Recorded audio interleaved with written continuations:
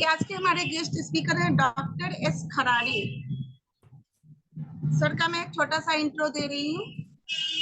Sir ने MBBS किया है केएमसी मणिपाल से। इन्होंने बीएचएमएस भी किया है Kent homeopathic college Bihar university से, बिहार से। ये डायरेक्टर है अमोद क्लिनिक और इसके अलावा लीवर केयर क्लिनिक पटना के।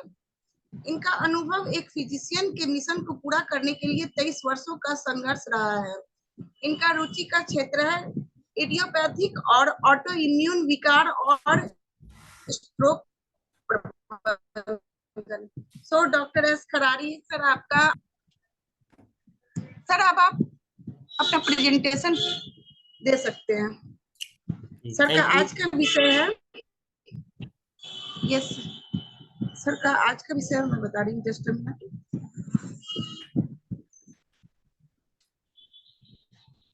सर का आज का विषय है फास्फोरस को होम्योपैथिक औषधि के रूप में आत्मसात करना।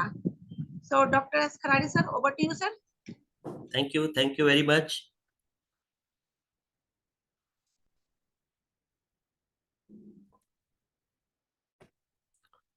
आज का जो होम्योपैथी का विषय है हमारा, फास्फोरस को होम्योपैथी मेडिसिन के रूप में प्राप्त करना। तो जैसा कि होम्योपैथी का जो सिद्धांत है, हम लोग देख रहे हैं सिमिलियर सिमिलिबस क्वेरेंटर, लाइक ट्रीट्स लाइक, यानी कि there has to be exact similarity between the symptom complex of the patient and the proving symptom of the medicine. Only then that is going to work. So आज हम बात कर रहे हैं phosphorus का। Phosphorus का मतलब, जैसे ही फास्फोरस शब्द की चर्चा होती है, हमारे अंदर एक मीनिंग आता है इसका, that is light. Phosphorus is an element, एक ऐसा एलिमेंट है जो लाइट एमिट करता है। और फास्फोरस का वो जो रूप होता है, जो एलोट्रोप होता है, that is yellow phosphorus light emit करता है। और इसको हम, लाइट जब एमिट करता है तो हम पूरे फास्फोरस की जीवनी को आज एक अलग एंगल से प्रेजेंट करेंगे। और ये लाइट जो है, मतलब लाइट के परिदृश्य में ही हम फास्फोरस का स्टडी करेंगे। तो लाइट इतना इंपॉर्टेंट चीज है। Light is very much related to creation. विश्व की जो संरचना है, जीवन की जो संरचना है, क्या ये प्रकाश के अभाव में संभव हो पाता? नहीं। अगर हम देख लें कि अर्थ को पूरा डार्क कर दें तो कितने देर तक डार्क रहेगा? सनसेट अगर हो जाता है, सन अगर खो जाता है, सूरज अगर बैरियर, जो सूरज के प्रकाश का बैरियर है, बहुत स्ट्रांग हो जाता है, धरती पर लाइट नहीं आती है, ताप नहीं आता है, तो क्रिएशन का क्या होता है? Creation is sure to get extincted. तो जैसे हम लोग पौधों में देखते हैं, फोटोसिंथेसिस इज अ प्रोसेस कि प्रेजेंस ऑफ लाइट में, लाइट के रहने से और कार्बन डाइऑक्साइड और हाइड्रोजन के रहने से फोटोसिंथेसिस होता है। मनुष्य के बॉडी में फॉस्फोरिलेशन होता है। और बहुत सारी चीजें हम देखेंगे कि कॉन्शियसनेस है, ग्रोथ है, इंटीग्रेशन है, ये सब सारा बिना फास्फोरस के संभव नहीं है। तो एक कोट है लुडविग बुकनर का कि without phosphorus there would be no thoughts. अगर फास्फोरस नहीं है, लाइट नहीं है, वो इल्यूमिनेशन नहीं है, तो थॉट्स नहीं होगा। ठीक है, तो फास्फोरस को हम एक प्रीटेक्स्ट के रूप में देखेंगे कि फास्फोरस एक एक्टिव येलो फॉर्म होता है जो कि नॉन रेडियो एक्टिव होता है। इट डजंट डिसइंटीग्रेट, ये डिसइंटीग्रेट नहीं होता है, इससे टूटता नहीं है, क्षय नहीं होता है। और लाइट जो है ये विदाउट हीट होता है, देयर इज नो कंबशन नहीं होता है, there is an process of oxidation. कोई बाहरी कोई अवयव नहीं है जो इसको प्रेरित करती है रेडिएशन करने के लिए। तो इसमें जो चमक होता है, ल्यूमिनेसेंस होता है, जो बिना डिसइंटीग्रेशन के होता है। और ऐसी कोई भी चीज जहां डिसइंटीग्रेशन नहीं हो रहा है, तो वो बायोलॉजिकल सिंथेसिस के लिए बहुत इंपॉर्टेंट है, that will go along with the life. तो ये जो ऑक्सीडेशन होता है ऑक्सीजन के साथ ये रिएक्ट करके ये येलो फास्फोरस व्हाइट फास्फोरस से येलो फास्फोरस बनता है, तो ये कॉम्प्लेक्स कंपाउंड बनाता है और that is very much supportive for vital function because it is not getting lost, it's not hurting. तो ये जैसा हम देखेंगे कि ये फास्फोरस जो है ये पार्टिसिपेट करता है पूरे सेलुलर स्ट्रक्चर और मेटाबॉलिज्म। फास्फोरस को हम देखते हैं कि बॉडी में कहाँ है, तो बोन जो है हमारा the bigger mass of the body, जो सबसे बड़ा पार्ट जो है शरीर का वो हड्डियों से बना होता है, टीथ में होता है, डीएनए में होता है, deoxyribonucleic acid, ribonucleic acid, these are the genetic materials. ये जेनेटिक मटेरियल है, इनका कंपोनेंट होता है, वहाँ फॉस्फोरिलेशन होता है। सेल मेम्ब्रेन जो होता है वो फॉस्फोलिपिड से बना हुआ होता है। तो हम देखते हैं कि phosphorus is present in each and every cell of the body including DNA and RNA. ATP में भी होता है, एटीपी में भी होता है, एडिनोसिन ट्राइफॉस्फेट जब होता है, जब एडीपी का फॉस्फोरिलेशन होता है यानी कि फॉस्फेट ग्रुप जब उसमें ऐड होता है तो वो एटीपी बन जाता है। ATP is a power house of energy, this is called battery, हमारा सेल है।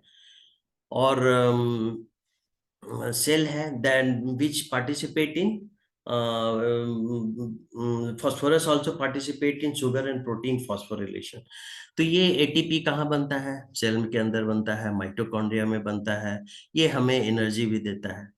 फास्फोरस क्या करता है कि जेनेटिक ट्रांसक्रिप्शन को भी रेलिगेट करता है, जेनेटिक ट्रांसमिशन ट्रांसक्रिप्शन को भी ये रेगुलेट करता है, इसका संचालन करता है। उससे क्या होता है कि बहुत सारे प्रोटीन सिंथेसिस होते हैं, बहुत सारे एंजाइम होता है, amino acids, so many chain of molecules, amino acid molecules, protein and enzymes are getting formed। तो ये नॉर्मल पीएच जो एक्स्ट्रासेलुलर फ्लूइड में जो नॉर्मल पीएच होता है उसको मेंटेन करता है। और एनर्जी स्टोरेज जैसे कि एटीपी फॉर्म में हम लोग देख रहे हैं कि एटीपी फॉर्म में जो कि करेंसी होता है, एनर्जी करेंसी के रूप में एटीपी स्टोर होता है सेल में। और देखिए कि फास्फोरस और कैल्शियम हम लोग अक्सर देखते हैं कि कैल्शियम फॉस्फेट दे रहे हैं, ये कर रहे हैं, कैल्क फॉस दे रहे हैं। होम्योपैथी का एक बहुत ही पॉपुलर मेडिसिन है जो कि at the age of childhood, kid childhood and puberty and all उसको दिया जाता है। तो फास्फोरस और कैल्शियम जो होता है दे आर इंटर रिलेटेड, ये दोनों एक दूसरे के संपूरक हैं और ये कंट्रोल होते हैं पैराथायराइड हार्मोन जो थायराइड के आसपास होता है और विटामिन डी से। और ये दोनों मिलकर हाइड्रोक्सी एपेटाइट बनाते हैं बोन्स और दांत का। तो ये बताने का ये मतलब था कि ये प्रचुरता इसकी प्रचुरता बॉडी में कितना है। तो अदरवाइज अगर हम देखेंगे कि फास्फोरस कहाँ इन्फ्लुएंस करता है, जैसे कि देखिए कि each and every cell is getting influenced, ठीक है। सो मेनी ऑर्गन्स, अगर हम खास करके आगे देखेंगे कि ऑर्गन्स किनको, तो कैविटरी ऑर्गन्स जो है उसको ये इन्फ्लुएंस करता है फास्फोरस। कैविटरी और जैसे ब्रेन हो गया, हार्ट हो गया, लंग्स हो गया, इंटेस्टाइन हो गया, ये सब सारा जो ऑर्गन्स है देज आर मोर और less more involve. Life function, life live लिखा गया, लाइफ फंक्शन और प्रोटीन मेटाबॉलिज्म में इसका बहुत इंपॉर्टेंट रोल है। तो इसका जो मेन वर्क हाउस है ये आपका कैविटस ऑर्गन्स है, कैविटस ऑर्गन्स, बोन हो गया, ब्लड हो गया, ये सब इसका वर्क हाउस है। तो ये हम देखते हैं कि फास्फोरस अगर ब्लड में रहता है तो भाई ये तो इल्यूमिनेशन है, ऑक्सीडाइजिंग पावर है एंड ऑल, ऑक्सीडेशन इसमें हो रहा है, but still it remains like phosphorus even in the blood. तो बॉडी में रहता है, अलग अलग नर्व फिलामेंट्स है, नर्व्स है, न्यूरोनल टिश्यू है, पोटेंटाइज्ड इंटरमोलिकुलर फंक्शनिंग जहां हो रहा है उसमें डायनेमिसिटी ये देता है। ये इंटरडिपेंडेंट रिदम जो है ऑर्गेनिज्म में उसको एक एक प्लेस देता है। एंड मतलब कि in the vicinity of powerful oxidation power of blood. तो ब्लड में बहुत ज्यादा ऑक्सीडेशन पावर है, still it sustains the originality of its own characteristics. तो अगर हम फोर्स प्रिंसिपल के देखेंगे तो लाइट है, light is what, light, it can be philosophically can be correlated to the inner light. Inner light means, inner light, you won't be able to see the inner light directly to your naked eyes, but there is an spiritual meaning, spiritual meaning है इसका, एक consciousness है, light है, बने बहुत उसका enlightenment होता है किसी भी आदमी का, जब इनलाइटेनमेंट होता है तो उसको क्या बोलते हैं, that is a consciousness, consciousness उसका एलिवेटेड हो जाता है, विजडम उसका एलिवेटेड हो जाता है, इंटेलेक्ट उसका आगे बढ़ जाता है, ईगो कंट्रोल होता है। यानी कि जब एनिमल से जब मैन जब बना, मनुष्य जब जानवर और आदमी में क्या फर्क है, मनुष्य मनुष्य तो बंदर से बहुत सारे सीरीज ऑफ एम्ब्रियोनिक चेंजेस हुआ, बहुत सारे सीरीज ऑफ इवोल्यूशन हुआ, उसके बाद मैमल्स आए, उसके बाद मंकीज आए, उसके बाद इवोल्यूशन होके एक मैन बना।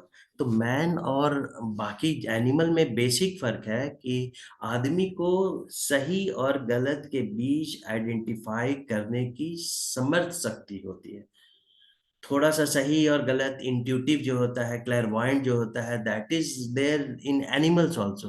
तो एक तो इवोल्यूशन का फेज है। तो जैसे जैसे जैसे ह्यूमन डेवलपमेंट होता है, ब्रेन का डेवलपमेंट हुआ, पूरे टोटलिटी में जो डेवलपमेंट हुआ, तो मनुष्य में ये गुण जरूर आया कि अच्छे और बुरे में कैसे उनका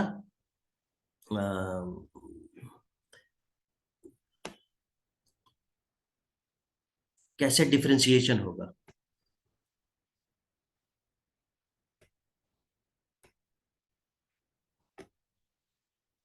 आगे हम देखेंगे कि लाइट का, जैसे लाइट के बारे में अभी हम लोग बात किए कि लाइट, फास्फोरस को लाइट से ही रिलेट करेंगे।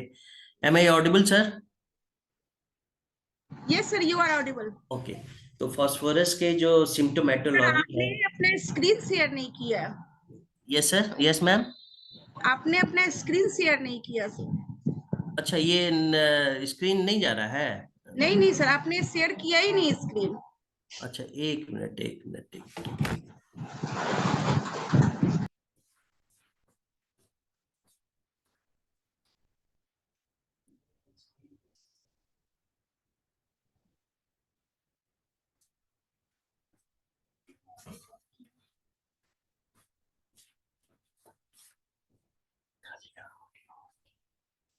स्क्रीन शेयर नहीं हो रहा है।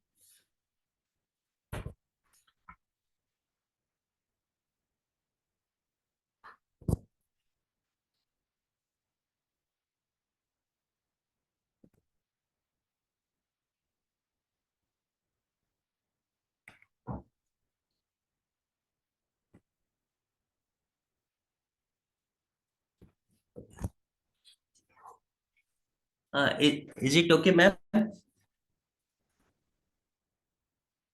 हेलो?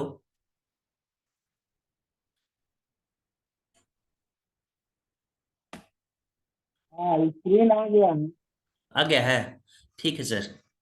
तो इसका जो हम लोग इफेक्ट बता रहे हैं लाइट के पर्सपेक्टिव में, कि लाइट का बायोलॉजिकल इफेक्ट क्या है।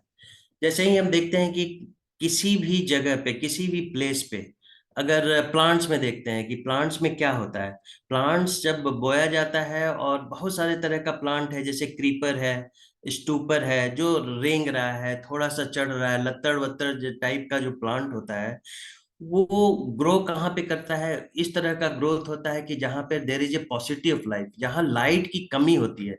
लाइट की कमी होने पे इस तरह का इफेक्ट आपको देखने के लिए मिलेगा, जो कि बल्क में बहुत ज्यादा होगा, पत्तियां ज्यादा होंगी, फ्रूट्स ज्यादा होंगे, लेकिन उसमें जो अपराइट ग्रोथ, जो है लॉन्गिट्यूडनल ग्रोथ कम होता है, हॉरिजॉन्टल ग्रोथ बहुत ज्यादा होता है। और वही अगर हम जाएंगे हिल टॉप्स पे या रेगिस्तानों में, वहाँ जो प्लांट्स होते हैं, जहाँ जब ब्राइट लाइट होता है, वहाँ पे very strong and sturdy stems होता है, ब्राइट स्टनिंग ब्यूटी, बहुत सुंदर फूल, चमकदार फूल, तना, सारा कुछ होता है कि जिसको बहुत मुश्किल से हटाया जा सकता है. That is very difficult to remove.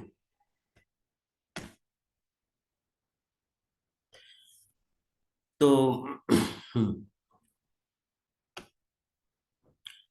और ह्यूमन पे क्या होता है? ह्यूमन पे अगर लाइट अगर someone is devoid of life, कोई लाइट में नहीं जा रहा है, डार्कनेस में है, कोई सिक पेशेंट है, किसी को ट्यूबरकुलोसिस है, किसी को रिगेन कर रहा है, हेल्थ कॉन्वलेसेंट पीरियड में है, उसके साथ क्या होता है? लाइट जो क्या करता है कि there is a vitalising force होता है, कॉन्शियसनेस को वो बूस्ट करता है, परसेप्शन को बढ़ाता है. जैसे भी कहीं भी हम जा रहे हैं कि लाइट कहीं डार्क रूम में है और हमें कुछ सामान खोजना है, सामान खोजते हैं तो क्या करेंगे? वी विल कीप, हम लोग ग्रोपिंग इन द डार्क, टटोलना शुरू कर देते हैं, कोई चीज मिलता नहीं है. एक लाइट का एक छोटा सा रे आता है, पूरे रूम को इल्यूमिनेट कर लेता है, पूरे रूम को इल्यूमिनेट करता है कि सब कुछ दिखने लगता है, दृष्टिगोचर होने लगता है. तो ये परसेप्शन हमारा इंक्रीज करता है, थिंकिंग एबिलिटी को बढ़ाता है, डिप्रेशन को घटाता है. Where is there is a dark, there is depression. Where there is light, there is no depression. Central nervous system को स्टेबलाइज करता है, सेरिब्रम को स्टेबलाइज करता है, सिंपैथेटिक टोनस जो होता है उसको वो डाउन करता है, बीपी को डाउन करता है, बीपी को रेगुलेट करता है, थायराइड को स्टेबलाइज करता है, जो कि endocrine gland, one of the most important glands है. बोन को हील करता है, रिकेट्स को ठीक करता है, फ्रैक्चर्स को हील करता है, आरबीसी वगैरह बढ़ाता है. एक कोई भी पेशेंट है जो कि धूप में नहीं जा रहा है, लाइट में नहीं जा रहा है, अंदर से खुश नहीं है, तो क्या होता है उसका? हम अगर हिमेटोलॉजिकल लेवल पे देखते हैं तो आरबीसी कम रहता है, विटामिन डी कम रहता है, बहुत सारा चीजें शुरू हो जाती हैं. That invites a lot of debilities, बहुत सारी डेबिलिटीज को ये करता है. Cuts, coronary artery disease, coronary artery disease को वो कट करता है.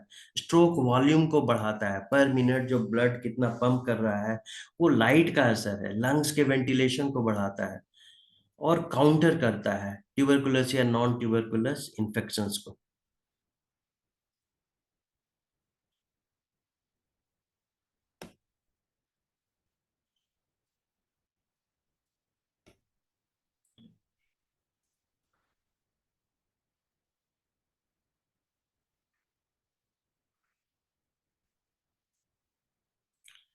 तो जैसे दो चीज हम देखें कि लाइट जहां पे है वहां पे कॉन्शियसनेस है, जहां पे डार्क है वहां पे अनकॉन्शियसनेस है.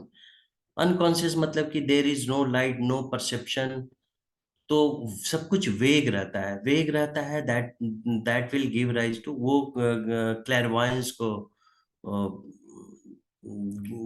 वे करता है, क्लैरवॉयंस उत्पन्न करता है, क्लैरऑडियंस, एक्सटैसी, इमेजिनेशन, क्योंकि वहां पे क्लैरिटी कुछ है ही नहीं है. He will be involve in imagination. Unreality को ज्यादा इंपॉर्टेंस मिलने लगता है, क्योंकि वो ऑलरेडी, जब भी आपके जीवन में कॉन्शियसनेस कम होगा, लाइट कम होगा, परसेप्शन कम होगा, दिखेगी नहीं चीज, तो क्या क्या होगा? क्योंकि हम इन चीजों से अकस्टम्ड अगर हैं और वो चीज हमारे जीवन में नहीं घटित हो रही है, तो वो एक अनरियलिटी वाली चीजें हमको टेक ओवर करेगी. एज्यूम्ड एंड रियलिटी, ये person to person wise differ कर सकता है. तो ये सब सारी चीजें हम देखेंगे कि देयर इज ए, जब भी अगर कॉन्शियसनेस अगर वीक हुआ, that will give rise to unconscious, that is the darker side. वो डार्कर साइड को जन्म देगा, डार्कर साइड को जन्म देगा, यानी कि वो अनसपोर्टेड फील करेगा, फियर्स डेवलप होगा, fears of dark, death, evening, toilet, negativity, ये सब सारा चीज डेवलप होने लगता है. तो जब हम फास्फोरस के सिम्टम्स को एनालाइज करेंगे कि फास्फोरस एक ऐसा मेडिसिन है जिसमें एक ट्रांजिशन होता है, just like day and night, light and dark. Whenever he is having no light, उसके पास जब लाइट नहीं रहता है, ऑप्टिमिज्म नहीं रहता है, परसेप्शन नहीं रहता है, क्लैरिटी नहीं रहता है, तो क्या चीजें उसको ओवर पावर करती हैं? वो ओवर पावर करती हैं उनको उनकी निगेटिव चीजें, फियर्स का, एंग्जाइटी का, एक्साइटेबिलिटी का, दैट इज अनवांटेड, अनवारंटेड। और मतलब कि this is a kind of psychosomatic phenomena जो कि इनर स्टेट का आउटवर्ड मैनिफेस्टेशन है। तो ये चीज होगा। Dimming of moral consciousness. Moral consciousness क्या होता है? मान लिया कि जैसे someone, suppose take an example of a person who is under influence. एक आदमी का एक उदाहरण लीजिए जो अल्कोहल के इन्फ्लुएंस में है, एनेस्थीसिया के इन्फ्लुएंस में है, ठीक है ना? तो वो क्या होता है कि मोरल कॉन्शियसनेस उसका लूज करने लगता है। मोरल कॉन्शियसनेस वो लूज करता है, यानी कि subconscious level, unconscious level goes deeper. There is a situation, एक ऐसा सिचुएशन आता है जिसको इन्फेंटाइल स्टेट बोलते हैं, कि वो उसको कंट्रोल नहीं कर पाता है। जैसे अभी हम लोग थोड़ा देर पहले देखे थे कि ईगो कंट्रोल जो था वो फास्फोरस का एक डोमिनेंट फीचर था, लाइट का एक डोमिनेंट फीचर था। तो ये इंस्टिंक्ट जो होल्ड फ्री, जो जितने सारे इंस्टिंक्ट हैं, may be animalistic instinct, may be in in मतलब कि एग्जीबिशनिज्म हो गया, एब्यूजिवनेस हो गया, डिसरिगार्ड हो गया, मैलिशियसनेस हो गया, वायलेंस हो गया, दीज आर कॉल्ड, दीज मतलब कि इन चीजों को वो रास्ता देता है। तो इसको क्वाजी इन्फेंटाइल स्टेट बोलते हैं, क्वाजी इन्फेंटाइल स्टेट। तो एक जैसे हम लोग लिखे हैं कि वर्ष अल्कोहल, इथर, एस्थेटिक इन्फ्लुएंस में ये होता है। तो ये सब सारा चीज जो होता है, तो अगर हम लोग और फास्फोरस के पैथोलॉजी के देखेंगे तो लाइट के इफेक्ट्स के अलावा हम अल्कोहल के इफेक्ट का, या और अनेस्थीसिया मतलब कि जो हम लोग स्मेल करके ले सकते हैं जैसे क्लोरोफॉर्म, ये सब ईथर वगैरह अगर लेते हैं तो ये क्योंकि डायरेक्टली लंग्स में जाता है फिर ब्लड में इन्फ्यूज कर जाता है, इनका जो स्टेटस है, इनका जो स्टेटस और इनके इन्फ्लुएंस में जो हाउ द पीपल, कैसे आदमी बिहेव करता है, दैट को रिलेट्स वेरी मच ये विथ फास्फोरस पैथोलॉजी। ये फास्फोरस पैथोलॉजी के साथ बहुत कुछ मिलता जुलता है। तो जब भी हम फास्फोरस पैथोलॉजी के बारे में सोचेंगे, हम लोग perspect in relation to light effect और in relation to the effect of anaesthetics और अल्कोहल, इनके इन्फ्लुएंस में हाउ द मैन बिहेव्स, उसको हम लोग ये करेंगे। अब देखिए कि उसको फिर से हम लोग देख लेते हैं कि फास्फोरस का जो ल्यूमिनेसेंस है, फास्फोरस का जो ये इल्यूमिनेशन वाला प्रॉपर्टी है, अगर मेंटल डायरेक्शन में देखते हैं, यानी phosphorus means light, phosphorus luminescence लिखा है, मेंटल डायरेक्शन में देखते हैं तो इसे मेंटल बूस्टर, कॉन्शियसनेस स्टेबलाइजर और एंटी डिप्रेसेंट, ये तीन चीज इसमें हम लोग देखेंगे कि ये बहुत एविडेंट है। जनरली क्या देखेंगे? जनरल मतलब कि other than mental, growth regulation देखेंगे, वाइटलिटी को इंक्रीज करना। अभी हम देखे थे कि जैसे लाइट के प्रेजेंस में जो प्लांट्स और वेजिटेशन का ग्रोथ किस तरह से होता है, एब्सेंट में किस तरह से होता है, प्रेजेंट में कितना वाइटलिटी होता है, कितना रेजिस्टेंट, फर्मनेस फिजिकल स्ट्रक्चर का होता है।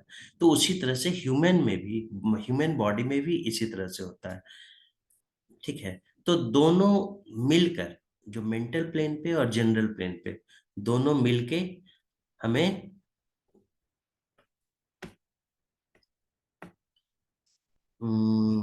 लाइफ के लिए कंपेटेबल बनाते हैं।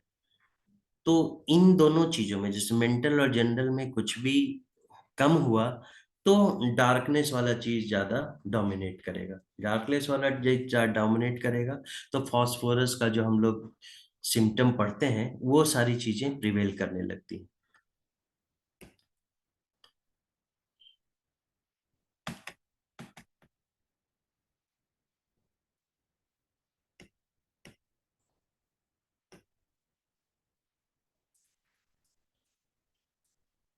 अब क्या होगा क्या कि जैसे फास्फोरस हमारे ईगो को कंट्रोल करता है, कॉन्शियसनेस को कंट्रोल करता है, सीएनएस स्टेबलाइजर है, हार्ट वगैरह सारे चीजों को वो कंट्रोल करता है, यानी कि एक तरह का इनिबिशन होता है, रोक होता है, रेगुलेशन होता है। अगर वो रेगुलेशन हट गया, अगर वो रेगुलेशन हट गया इमोशनल स्टेट में, तो क्या होगा? अनड्यू एक्साइटमेंट, उत्तेजनात्मक चीजें बहुत ज्यादा होंगी। एक वर्ड है गेटिंग बिसाइड वन सेल्फ, यानी कि अपने ही मतलब कि इतना एंग्विश और एंगर के साथ रहना जिसका कोई कारण नहीं है, अकारण ही वो रहना है।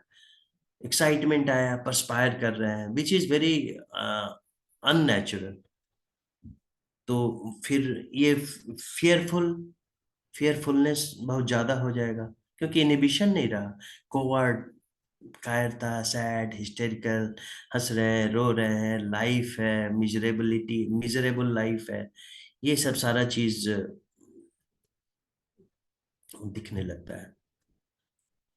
तो इनिबिशन अलग होने से फास्फोरस का सिम्टोमेटोलॉजी, यानी कि लाइट का प्रॉपर इन्फ्लुएंस, हेल्दी इन्फ्लुएंस हटने से क्या होने लगेगा? There is a loss of inhibition emotional state में। मोरल इनिबिशन अगर हटेगा, मोरालिटी पे भी तो वो कंट्रोल करता है, तो there will be moral inhibition कम हुआ। और इस ड्रग इन्फ्लुएंस को भी याद रखिए, अल्कोहल इन्फ्लुएंस को भी याद रखिए, पॉसिटिविटी ऑफ लाइट को, यानी अंधकार, लाइट के एब्सेंस को भी याद रखिए। इनर लाइट, लाइट का मतलब हमेशा ये नहीं सोचिए कि एक्सोजिनस लाइट है, there is inside light also. तो ये दोनों मिलके क्या सिम्टम्स देते हैं? Lasciviousness, uncovers his man, insane hunger for sexual gratification। Sexual gratification उसको चाहिए, no matter whom it is, माने कि this is irrelevant, very animalistic, shameless, shamelessness यहाँ पे आ जाता है।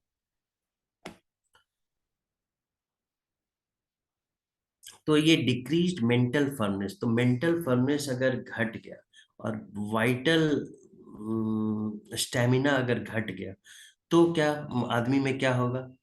हेल्पलेसनेस टू आउटर इन्फ्लुएंसेस, बाहर के प्रति फर्मनेस घट गया है, वाइटलिटी घट गया है, स्टेमिना घट गया है, तो he is very much vulnerable now. तो वो क्या हो गया कि आउटर इन्फ्लुएंसेस और इनर इमोशन, बाहर से होने वाली कोई भी चीज के लिए बहुत वल्नरेबिलिटी हो जाएगा, वहां पे वो हेल्पलेस हो जाएगा। और अंदर का जो इमोशन है उसके प्रति भी वो वेरी ऑकवर्ड उसका रिएक्शन होगा। तो आउटर इन्फ्लुएंसेस में क्या होगा? जैसे लाइट है, नॉइज है, थंडर है, इलेक्ट्रिसिटी है, वेदर चेंजेस है, थंडर स्टॉर्म है, इन सब चीजों में वो बहुत ज्यादा फियरफुल हो जाएगा, बहुत ज्यादा एप्रीहेंसिव हो जाएगा। ठीक है।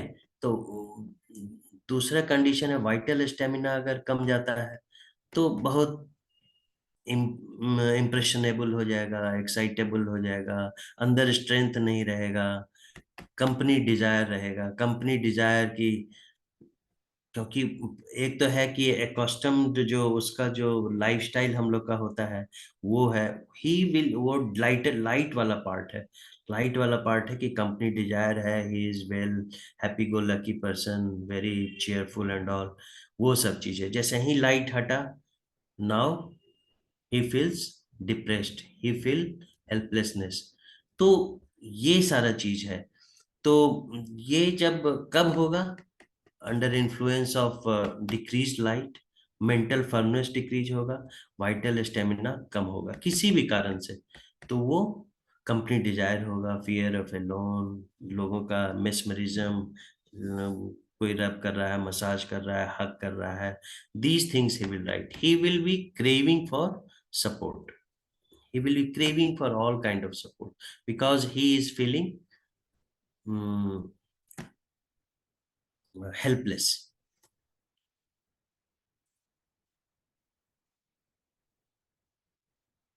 ठीक है। हम लोग जो फास्फोरस का जो सिम्टम जानते हैं, जो हम लोगों ने यहाँ पे स्क्रीन पे डाला है, ये उस फास्फोरस के ग्रुप के लिए है जो कि पोटेंशियल टेंडेंसीज जिनका है,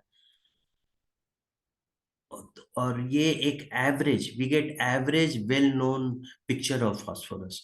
ये कॉमन है, दिस इज नॉट कि ये confined only to the potential tendency, जिसको फास्फोरस पैथोलॉजी में जा रहा है, जा सकता है, वो टेंडेंसी वो रिफ्लेक्ट कर रहा है, जिस सोशिएबल, सिंपैथेटिक, प्लेजेंट, सैंग्विन, जो एडेप्टेबिलिटी बहुत ज्यादा होता है, but may be unreliable, adaptability is not so unconditional, with but little Perseverance, Perseverance भी उसका कम रहता है, ड्रिफ्टिंग विद द करंट, जिधर धारा है उधर वो चला जाता है।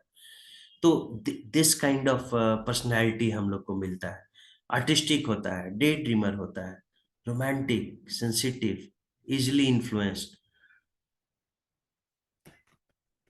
फिजिकल फीचर क्या होगा? टॉल होगा, स्लेंडर होगा, नैरो होगा, chest, narrow chested, fair, may be India में नहीं, विदेशों में तो फेयर लोग ज्यादा मिलते हैं, हमारे यहाँ भी fair, transparent skin, soft hairs, delicate eye lashes, easily exhausted, over sensitivity to vibration of others, और डिफरेंट ड्रग के प्रति बहुत ओवर सेंसिटिविटी होगा। ठीक है, तो ये कॉमन लिंक है, माने कि जनरल माइल्ड पोटेंशियल जो इसका टेंडेंसीज है, पोटेंशियल टेंडेंसीज, माने कि these people are going to carry the much more wired symptom of phosphorus भविष्य में।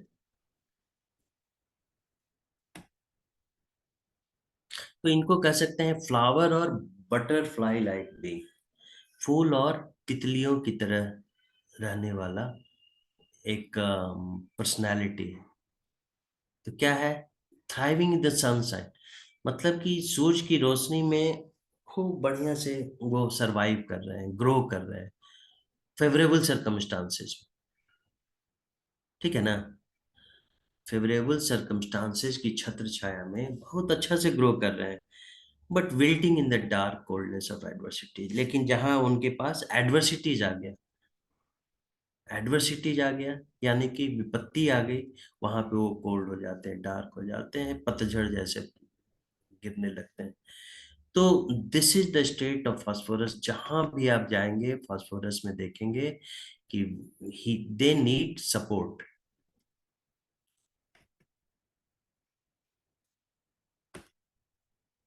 दे नीड सपोर्ट, सपोर्ट उनको बहुत जरूरी है। Once you support them, they will progress very, they will get recovered very easily, जल्दी ठीक होंगे, जल्दी दवा रिस्पॉन्स ज्यादा करेगा, चेयरफुल ज्यादा होंगे, पॉजिटिविटी ज्यादा आएगी। सपोर्ट नहीं है तो खत्म, डार्कनेस है तो dark dark dark dark dark dark है, एक लाइट जला है, एक सूरज की किरण, एक क्या बोलते हैं डूबते हुए तिनके का सहारा मिल गया, थोड़ा सा रोशनी उसके जीवन में आया, now you can not stop them, वो तेजी से रिकवर करने लगते हैं। तो ये फास्फोरस का नेचर है। हम लोग अक्सर पेशेंट्स के सिम्टम्स में बताया जाने एनालिसिस करके हम लोग ये देखते हैं, एनालिसिस करके कि this is the typical presentation of the phosphorus patient in most of the chronic diseases। एक इनर ट्वाइलाइट स्टेट होता है, अंदर का भी एक ट्वाइलाइट होता है। हम लोग अक्सर फास्फोरस के बारे में पढ़े हैं कि फास्फोरस ट्वाइलाइट में एग्रेवेशन होता है, इवनिंग और ट्वाइलाइट में, लेकिन एक इनर ट्वाइलाइट स्टेट होता है, एक टिपिकल डायनेमिक स्टेट, मतलब कि एग्जॉस्टेड होता है, मेंटली, फिजिकली, ऑलवेज टायर्ड, हमेशा रेस्ट करना है उनको, ठीक है ना, रेस्ट के बिना काम नहीं चलेगा। Slowly ends in emaciation and marasmus. तो वो जो ए डायनेमिसिटी होती है, डायनेमिसिटी रहता है तब ना आदमी में पॉजिटिविटी आता है, लोगों से फाइट करने का ये होता है, कोई गोल होता है, कोई लक्ष्य होता है। लेकिन जब फास्फोरस पैथोलॉजिकल स्टेट में उस स्टेट में आ जाता है तो डायनेमिसिटी खत्म हो जाता है, तो that slowly ends in emaciation and marasmus.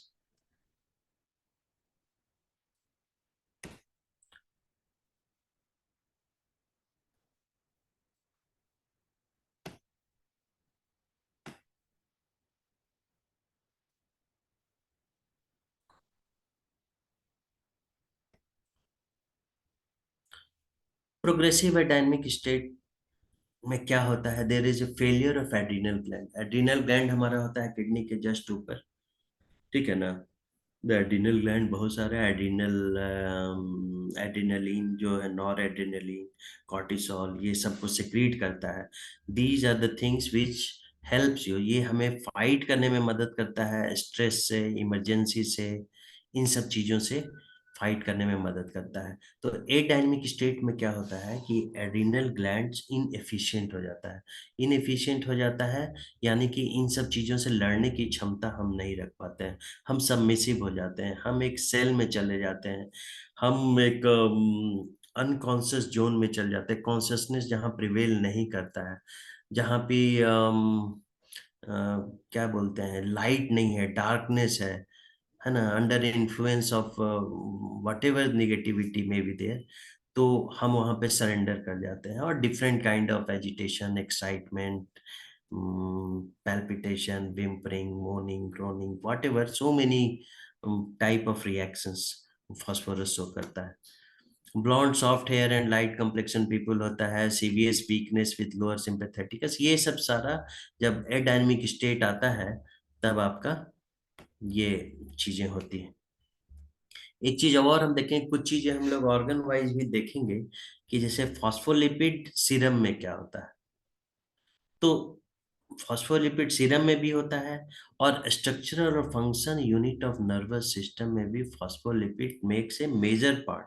जैसे माइलिन शीथ हो गया, नोट्स ऑफ रैनवीर हो गया, वहां पे कैसे इम्पल्सेस बाउंस करता है, मैसेज जा रहा है, मैसेज कैसे कैरी हो रहा है, ट्रांसपोर्ट कैसे हो रहा है।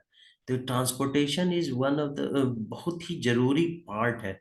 सेल में भी हम देखते हैं कि जैसे एटीपी बनता है, फॉस्फोरिलेशन होता है, तो दैट इज वो एक पार्ट होता है इलेक्ट्रॉन ट्रांसपोर्ट चेन का, जहाँ पे एटीपी सिंथेसाइज होता है माइटोकॉन्ड्रिया में, सेल के अंदर, inner membrane of the mitochondria, वहां पे होता है। यहाँ भी देखिए, यहाँ भी जो फॉस्फोलिपिड है, यहाँ पे फॉस्फोलिपिड ये एक्ट कर रहा है, phosphorus is in form of phospholipid.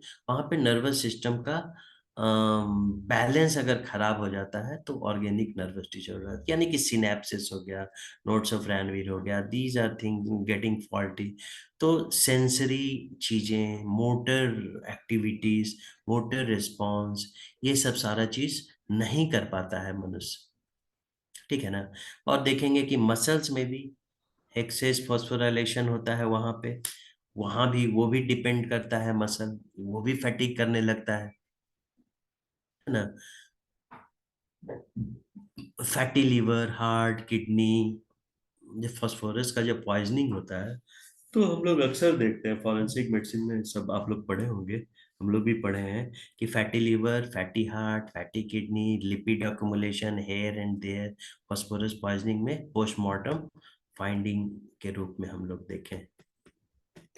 GIT irritation system symptoms, GIT irritation symptoms बहुत सारे हैं, गैस्ट्राइटिस है, एसिड रिफ्लक्स है, रिगर्जिटेशन है, माउथ फुलनेस है, रिगर्जिटेंट चीज माउथ में फुल हो जाता है, वाटर ब्रेस हो जाता है, ठीक है ना। तो क्रेविंग फॉर कोल्ड वाटर होता है, कोल्ड वाटर हम पीते हैं, कोल्ड वाटर फिर गर्म हो जाता है, दैट गेट्स वॉमिटेड, ठीक है। फिर वो जो फैटी लीवर धीरे धीरे जाके लीवर सिरोसिस बन जाता है। और उसके अलावा यहाँ जो लीवर सिरोसिस है, अल्कोहलिक इन्फ्लुएंस में लीवर सिरोसिस होता है, जहाँ प्रोटीन ब्रेकडाउन बहुत ज़्यादा होता है, patient gets emaciated with protuberant ascitic abdomen, and that leads to portal hypertension.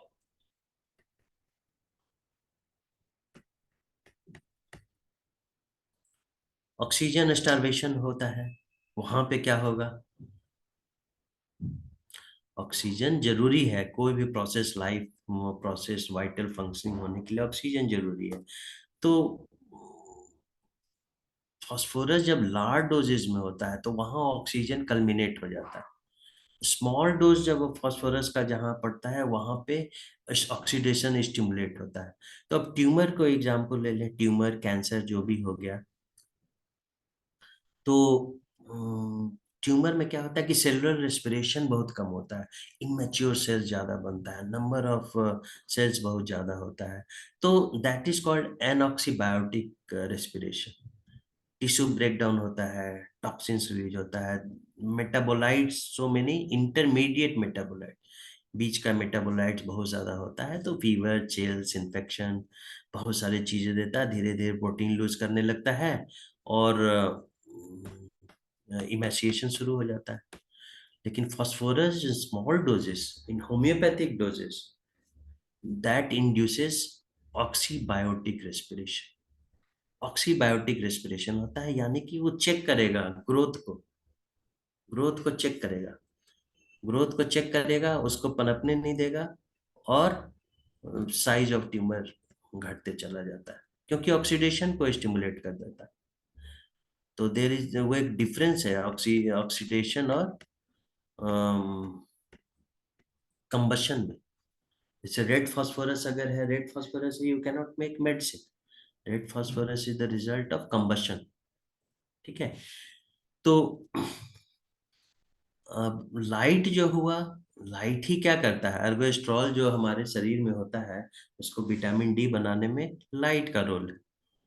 तो ये रिकेट्स को, इन्फेक्शंस को, ऑस्टियोपोरोसिस, ऑस्टियोमलेशिया, ऑस्टियोमाइलाइटिस, ये सब चीजों को, इन सब चीजों में अक्सर हम लोग फास्फोरस देते हैं। I have seen so many patients of osteoporosis and vitamin D deficiency and the bone infections, bone tumor, so many sarcoma and all, जो कि फास्फोरस से, फास्फोरस उसके लिए सेलेक्ट हुआ और फास्फोरस उस पे काम करता है। तो यहाँ पे फास्फोरस और कैल्शियम, कैल्शियम भी क्या होता है कि mental performance, mental retardation, anxiety, depression, ये इन सबको इंस्यू करता है। तो कैल्शियम और फास्फोरस मोटा मोटी दोनों एक साथ चलते हैं।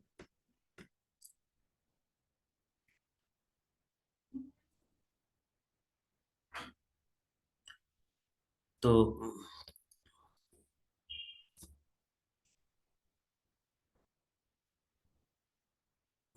बाकी हर, जैसे अब हम लोग सोचे थे कि सारे सिस्टम पे हम लोग काम करेंगे, रेस्पिरेटरी सिस्टम और सेरिब्रोवास्कुलर सिस्टम। तो लाइट है कि हमारा वेंटिलेशन पावर, वेंटिलेशन कैपेसिटी को बढ़ाता है, कॉन्शियसनेस वो बेटर करता है। ठीक है ना, तो एक वॉलंटरी कंट्रोल को भी बढ़ाता है। तो जहां जहां लाइट ये सब करा रहा है, तो phosphorus is also capable of exhibiting the same function that helps us to control our, voluntary control over our respiration. ठीक है, रेस्पिरेटरी मसल जो कि वॉलंटरी रेस्पिरेटरी मसल से सब फास्फोरस से कंट्रोल कर होता है, फास्फोरस उसको इन्फ्लुएंस करता है। ठीक है, तो और लेकिन जब हार्ट का है या सर्कुलेशन है या हार्ट का pumping, these are very much dependent on emotional influence, emotional influence होता है उनका ज्यादा।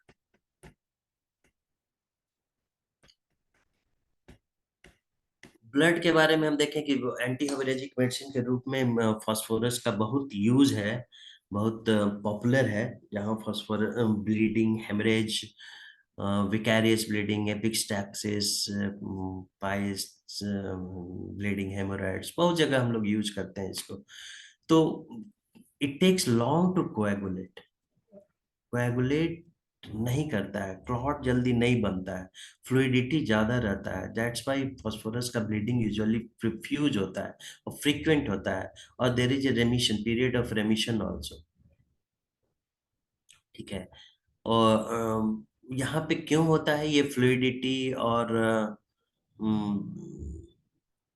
फ्लूइडिटी ज्यादा होता है, कोगुलेशन कम होता है, because there is a decrease synthesis of vitamin K and fibrinogen. तो विटामिन के की कमी हो गई, फिब्रिनोजेन की कमी हो गई, प्लस कैल्शियम इम्बैलेंस हुआ। तो ये सब हेमरेजिक टेंडेंसी को बढ़ा देता है। बहुत सारा मेंस्ट्रुएशन का केस ऐसे भी आएगा जिसको कैलकेरिया कार्ब या कैलकेरिया फॉस या फास्फोरस इंडिकेटेड होगा, जो कि वो पॉलीमेनोरिया हो रहा है, एक्सेसिव मेनोरेजिक ब्लीडिंग हो रही है। तो उसमें कई बार हम लोग जब एलोपैथी प्रैक्टिस में थे, तो just we used to take pubertal या जस्ट पोस्ट पिबर्टल लड़कियां हैं, उन्हें देखने से पता चल जाता है कि कैल्शियम की डिफिशियंसी है, we just give a pill of calcium for 2-3 months, slowly वो सब चीजें रुकने लगती हैं, हेल्प होने लगती हैं। लेकिन होम्योपैथी में हम लोग अगर फास्फोरस के कॉन्स्टिट्यूशन को अगर पहचान लें, फास्फोरस के इंडिकेशन को पहचान लें, तो it will act very rapidly means very rapidly, God knows what happens, है ना। कैल्शियम सडनली 3-4 दिन में तो आपका बन नहीं जाएगा, 1 महीना में बहुत ज्यादा बन नहीं जाएगा, बट फास्फोरस के इन्फ्लुएंस में वो एनोमलीज जो है that gets corrected. So it doesn't means कि ओनली ड्यू टू डेफिशिएंसी, केवल कैल्शियम, विटामिन के और फाइब्रिनोजन की डेफिशिएंसी से ही ऐसा होता है। This is a constitutional correction होता है फास्फोरस से।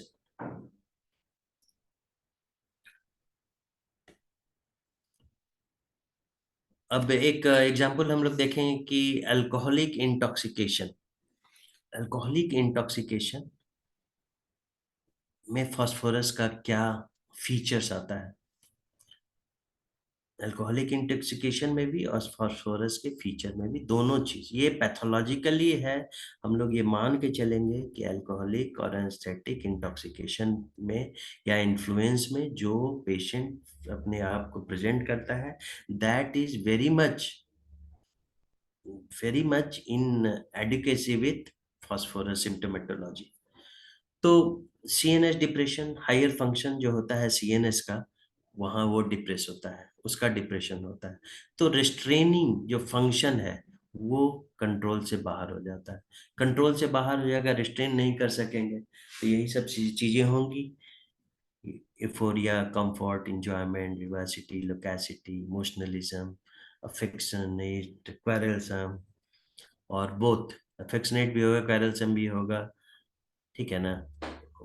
वायलेंस भी हो सकता है, फिर स्टूपर होगा, फिर कोमा होगा। तो all those above phosphorus pathology का डुप्लीकेशन, फास्फोरस पैथोलॉजी भी इसी तरह से डुप्लीकेट करता है।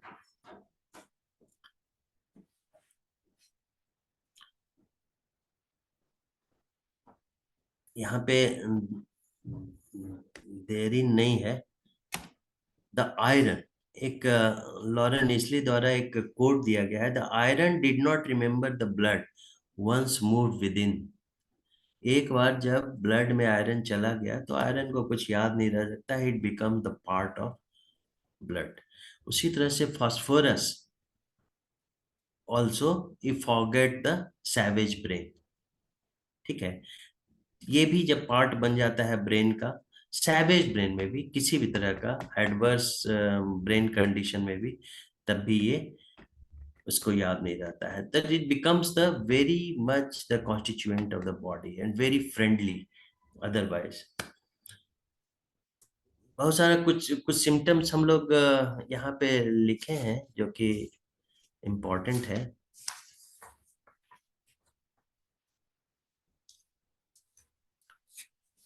जिसको हम लोग एक बार जान लें।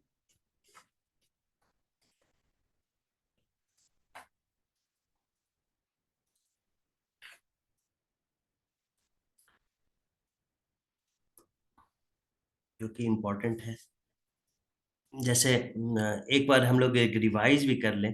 रिवाइज करने से पहले हम कुछ एक ही चीज बोलना चाहेंगे कि जो हम लोग फास्फोरस के सिम्टोमेटोलॉजी को लाइट के कॉन्टेक्स्ट में, outer light as well as inner light, outer light का इन्फ्लुएंस माइंड और बॉडी पे क्या है, इनर लाइट का इन्फ्लुएंस हमारे इमोशन और मेंटल प्लेन पे क्या है, ठीक है, इसको करेंगे। दूसरा है अल्कोहलिक सब्सटेंसेस का जो इन्फ्लुएंस है एनेस्थीसिया का, जो कि ओल्फैक्टरी एनेस्थीसिया का एग्जाम्पल है, उसका जो इन्फ्लुएंस होता है that very much coincide with the pathology of phosphorus, ठीक है। तो just for the sake of remembrance and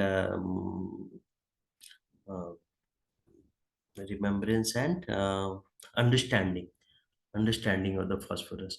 phosphorus जैसे फास्फोरस लाइट है, लाइट का मतलब क्या हो गया, डिफ्यूजन हो गया। Diffusion, it knows no boundary, जहां भी लाइट गया परसेप्शन बढ़ता जाएगा, क्लैरिटी बढ़ता चला गया, उसका गोल बढ़ता जा रहा है, उसका क्रिएटिविटी बढ़ता जा रहा है। तो लाइट गिव्स एवरीथिंग। क्रिएशन कहाँ हो रहा है, लाइट में हो रहा है, तो क्रिएटिविटी लाइट ही हमको दे रहा है, ठीक है। तो जस्ट लाइक डिफ्यूजन, फास्फोरस भी that will be too open for everyone, it's very extrovert. they are easily impressionable और they are sensitive to external impressions. Light है, देख रहा है, चीजों को परसीव कर रहा है, परसिव कर रहा है, ठीक है ना। तो ये सब सारा चीज जो है कि वो जो पोटेंशियल फास्फोरस का जो कॉन्स्टिट्यूशन है, these people are vulnerable for going into the phosphorus pathology. तो वो जब एक जो ब्रेक होता है कम्युनिकेशन, कम्युनिकेशन होता है कॉन्शियसनेस और अनकॉन्शियस के बीच में, तो कॉन्शियस प्लेन जब ब्रेक करके when it gives way to unconscious plane, there the symptoms start. ठीक है, बहुत सारी चीजें परसीविंग सिम्टम्स हम आप उसको देख सकते हैं, ठीक है। तो बाकी चीज तो जैसे हम लोग पढ़ लिए, easily distractible, suggestible, quick perception, lot of fears, lot of anxiety. समझिए कैलकेरिया भी यही है, lot of fears, lot of anxiety, both are friends, calcarea and phosphorus are friends. Unpleasant जहाँ हुआ, जो क्विकली वो सेंसिटिव हो जाते हैं, प्रोस्ट्रेशन हो जाता है अनप्लेजेंट इम्प्रेशन से, जहाँ भी उसके लाइफ में कुछ निगेटिविटी आता है, हिम्मत हार जाता है, पॉजिटिविटी आता है, सपोर्ट आता है, हिम्मत बन जाता है। तो ये सब सारी चीजें फास्फोरस में हम लोग को मिलती है। टेम्परामेंट जैसे सैंग्विन टेम्परामेंट का है, ट्यूबरकुलर मियाज्म का बोल सकते हैं। ट्यूबरकुलर मियाज्म मतलब कि इन बिटवीन ये क्या बोलते हैं, साइकोसिस एंड सिफिलिटिक के बीच में भी बहुत सारे इसके फीचर्स हैं। तो इस कॉन्टेक्स्ट में हम लोग को ये पढ़ना जरूरी है। तो फास्फोरस जब भी हम लोग देखेंगे, हम लोग लाइट के बारे में सोचेंगे, लाइट के बारे में सोचेंगे, पॉजिटिविटी के बारे में सोचेंगे, कॉन्साइंस के बारे में, इंटेलेक्ट के बारे में सोचेंगे, मेमोरी के बारे में सोचेंगे, differentiation of good and bad के बारे में सोचेंगे। तो डिफ्रेंशिएट करने का जो इनका जो फीचर है, जो पॉजिटिव फीचर जब एब्सेंट होने लगता है तो निगेटिव चीजें इसको पकड़ लेती हैं। तो उसका जस्ट अपोजिट जो रिवर्स सारी चीजें हैं वो हमारे इसमें आ जाती हैं, हमारे सिम्टोमेटोलॉजी में आ जाती हैं। तो हम लोग जैसे देखे प्लांट के बारे में भी पूछे, देखे एनिमल ह्यूमन बॉडी के बारे में पूछे, नेचर में क्या इसका एक्शन रहता है वो भी हम लोग देखे। जैसे फास्फोरस सबसे बड़ा सोर्स क्या है फास्फोरस का? फास्फोरस 1 kg में 1 ग्राम प्रोपोर्शन फास्फोरस का अर्थ पे है। तो सोच सकते हैं कि कितना ज्यादा इम्पोर्टेंट ये ऑर्गेनिज्म, ये एलिमेंट है। और this element is very much incorporated in our body. जब भी जैसे कैंसर, ट्यूमर, फाइब्रॉइड, ये सब चीज में हम लोग अक्सर यूज इसको करते हैं, haemorrhagic tendency, vicarious menses and all, इन सब चीजों में करते हैं। तो जब भी हम लोग देखते हैं कि जो भी मास है, मास जहाँ बन रहा है, मास यानी कि सब्सटेंस ज्यादा हो रहा है, ठीक है। तो both are sensitive to light, radio sensitiveness दोनों में ज्यादा होता है, ठीक है ना। वो ट्यूमर को भी करेक्ट करेगा, मास को भी करेगा, अनवांटेड मास को, कैंसर को, फाइब्रॉइड को, इन सब चीजों को वो किल करेगा, ठीक है। तो फास्फोरस इज वेरी इंपॉर्टेंट। तो अब एक चीज है कि फ्लावर और बटरफ्लाई वाला चीज भी याद रखिए, वही इसको इसके पूरे जिस्ट को बताता है। सिम्टम्स जब पेशेंट प्रोड्यूस करता है कि फ्लावर और बटरफ्लाई लाइक बीइंग, यानी कि थ्राइव तो कर रहा है फेवरेबल सर्कमस्टांसेस में, और विल्ट कर जाता है डार्कनेस में और निगेटिविटी में, एडवर्सिटीज में। और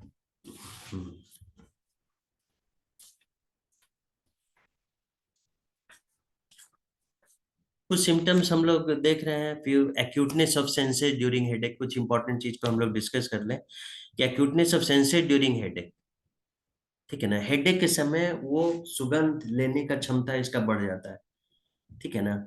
हेडेक के समय ये अच्छा सोचने लगता है, क्लैरिटी ऑफ माइंड आ जाता है, माइंड एक्टिव हो जाता है, he can think more and analyse more.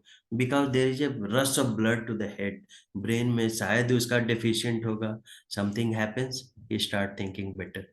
Vicarious bleeding administration, vicarious menses भी कर सकते हैं। विकैरियस मतलब कि जहां से ब्लड आना चाहिए वहां से नहीं आ रहा है, समवेयर फ्रॉम एल्स, यानी एपिस्टैक्सिस हो रहा है मेंस के समय, कान से ब्लड आ रहा है, कहीं स्किन में एकिमोसिस हो गया। अक्सर हम लोग देखते हैं, स्पेशली मेनोपॉज के पहले 5-6 साल के अंदर वाले पेशेंट को देखते हैं, there is a vicarious bleeding also, menses नहीं आया, समवेयर विकैरियस ब्लीडिंग शुरू हो गया। रेवेनस हंगर एट नाइट, उठ जाता है नींद से, ठीक है ना। और हेडेक का जब अटैक होता है उस समय भी रेवेनस हंगर होता है। कोल्ड रिफ्रेशिंग ड्रिंक के लिए क्रेविंग होता है, आइसक्रीम, लेमोनेड, इसके लिए क्रेविंग होता है, लेकिन वॉमिट कर देता है, जैसे वार्म होते ही वॉमिट करने लगता है। गैस्ट्राइटिस, पेप्टिक अल्सर डिजीज,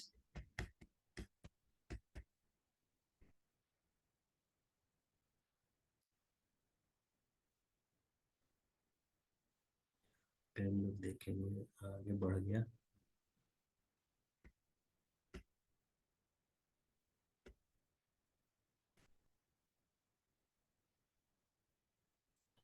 हाँ, peptic ulcer disease, carcinoma stomach.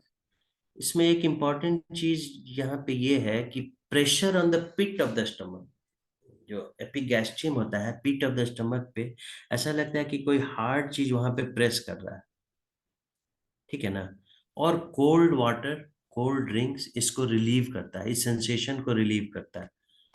तो ये कार्सिनोमा स्टमक में ये होता है एक्चुअली। हम एक पेशेंट देखे थे, कॉलीफ्लावर ग्रोथ था उसमें, उसमें ये हुआ था।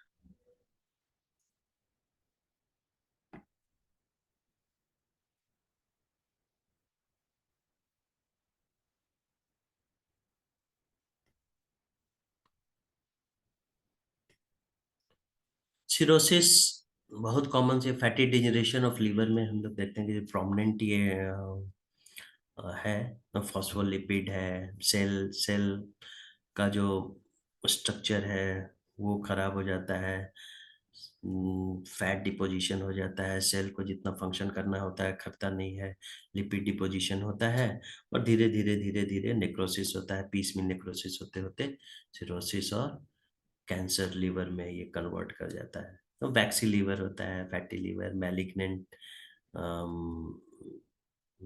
जॉन्डिस, मैलिग्नेंट जॉन्डिस मतलब कि अनकंट्रोल्ड जॉन्डिस, अनकंट्रोल्ड जॉन्डिस होता है। कॉन्स्टिपेशन भी इसका इंपॉर्टेंट है, डायरिया तो है ही इंपॉर्टेंट, जस्ट लाइक हाइड्रेंस फब्बारा की तरह ये होता है।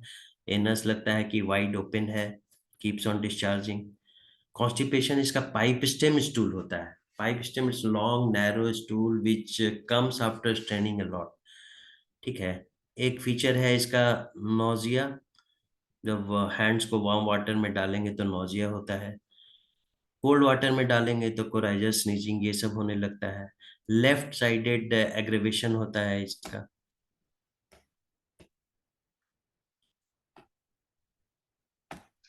Sorry to disturb you sir, अब हमारा टाइम खत्म हो रहा है। आपके बहुत सारे स्लाइड्स बचे हुए हैं, तो सर काइंडली आपसे रिक्वेस्ट है कि आप जितने भी स्लाइड्स बचे हुए हैं आप नेक्स्ट एक बार सर से, सानी सर से फिर से एक बात करके एक नए सेशन में से पूरा करें, क्योंकि हमारे पास अब टाइम नहीं है। ठीक ओके, ठीक है। आप आई कैन फिर से से हमारा इफ एक Sani sir allow आगे me, so this can be considered at the phosphorus part 1 only, and the next detailed segment I can present later on. These were the things I just wanted to fill it up.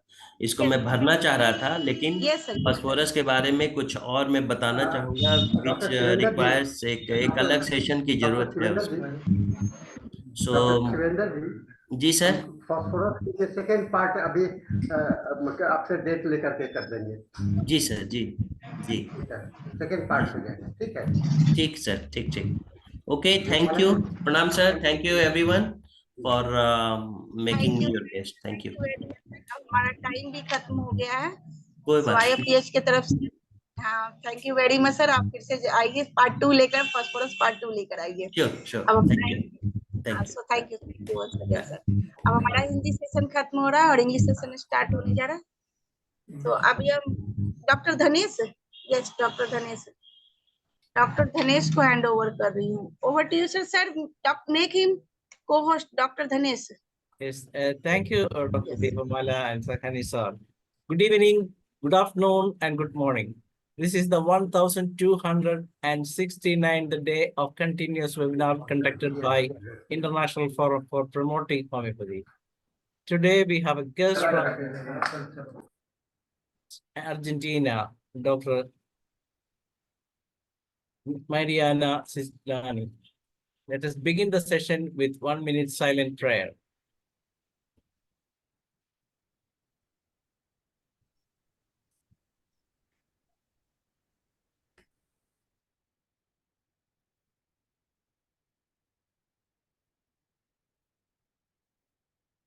Thank you all.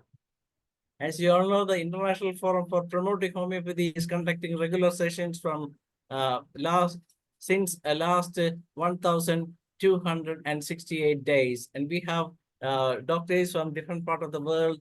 As already 60 doctors from 65 countries have presented papers.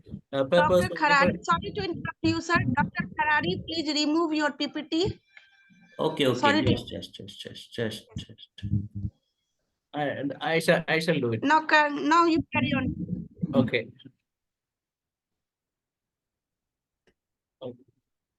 Okay, and for the last 1,268 days, doctors from 65 countries presented various papers in this forum.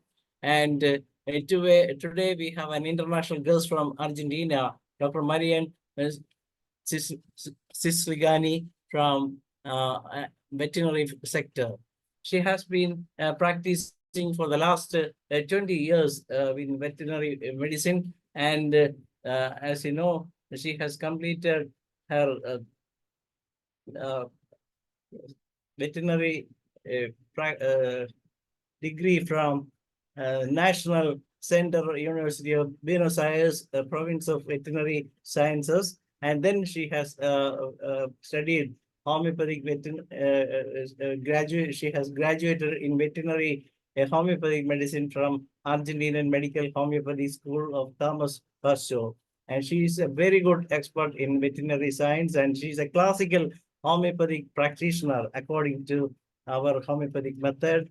And as you know, she has presented some papers previously, and today she will be talking about miasmatic dynamics in a case of equine encephalomyelitis.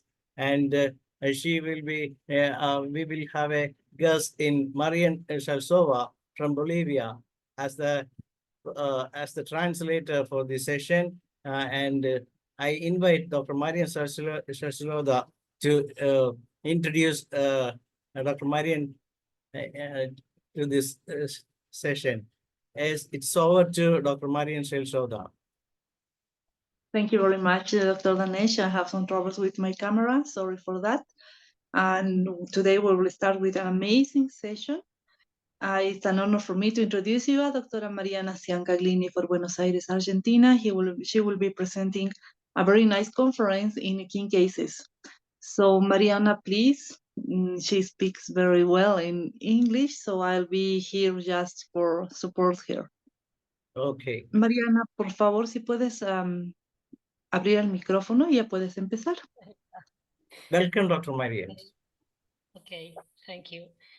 Good morning, good evening, good afternoon, everyone. Well, I will share screen. Yes.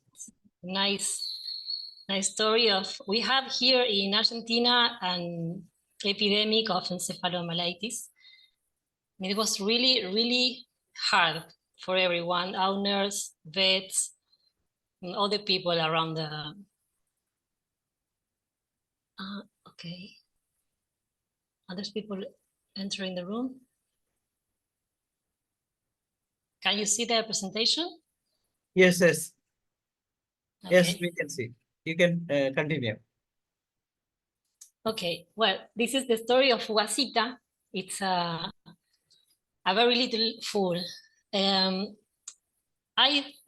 start with this because It was so far and so close. Like in COVID pandemic, we thought the COVID virus was in China, and as soon as we thought, it was here in Argentina, in all around the world, and this was a little bit similar. One day, a colleague of mine sent me this video that is very sad, and it was hard. And almost crying, he told me, be careful and be prepared because this situation is going to reach you any moment. So I think, well, okay, we were talking about the disease itself. There were no vaccines at that moment. And that was the hardest part, I think, because we couldn't vaccinate our horses. So we were in God's hands, I think.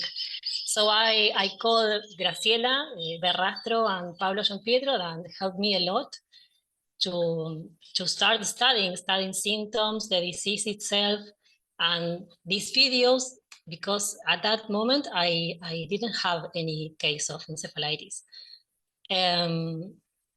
So as my colleague aware me, later, some days later, few days later, I received a video call with this case. And it was really hard because the first one always dies.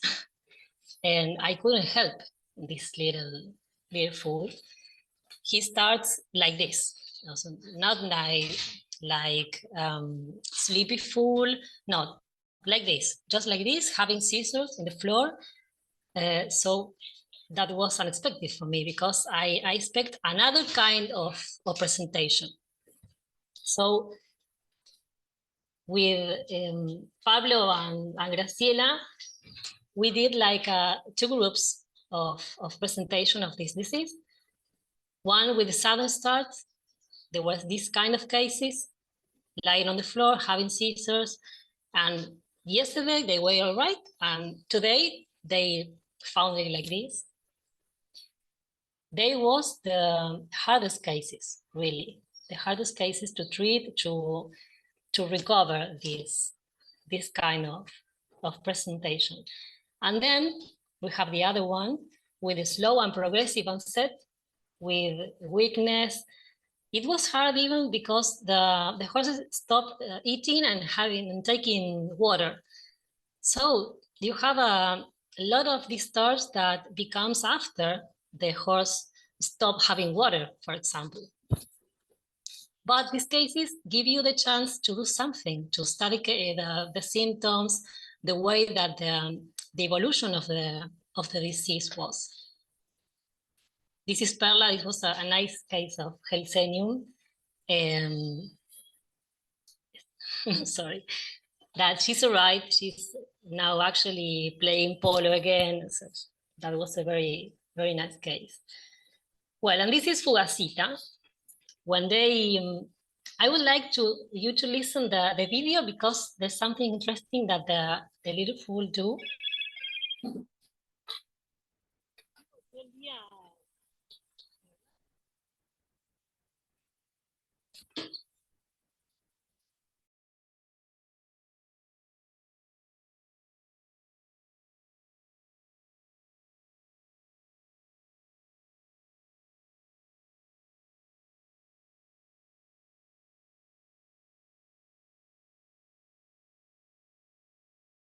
You are muted.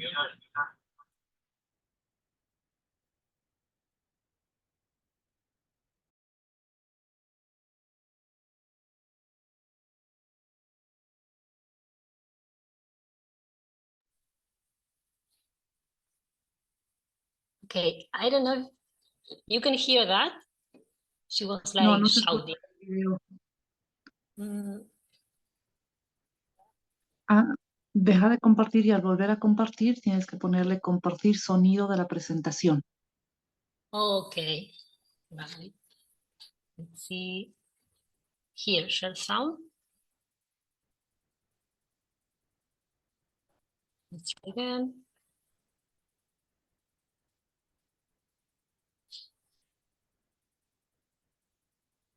No. Video. Now? Yes. Let's see again. We can't hear anything. We can see only. Only audio is, video is there, but audio is missing. You don't listen my voice in the video? We can hear your voice, but ¿Normal?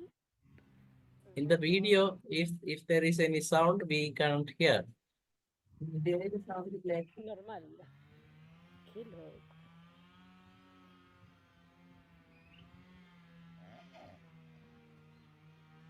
We can see the video very well.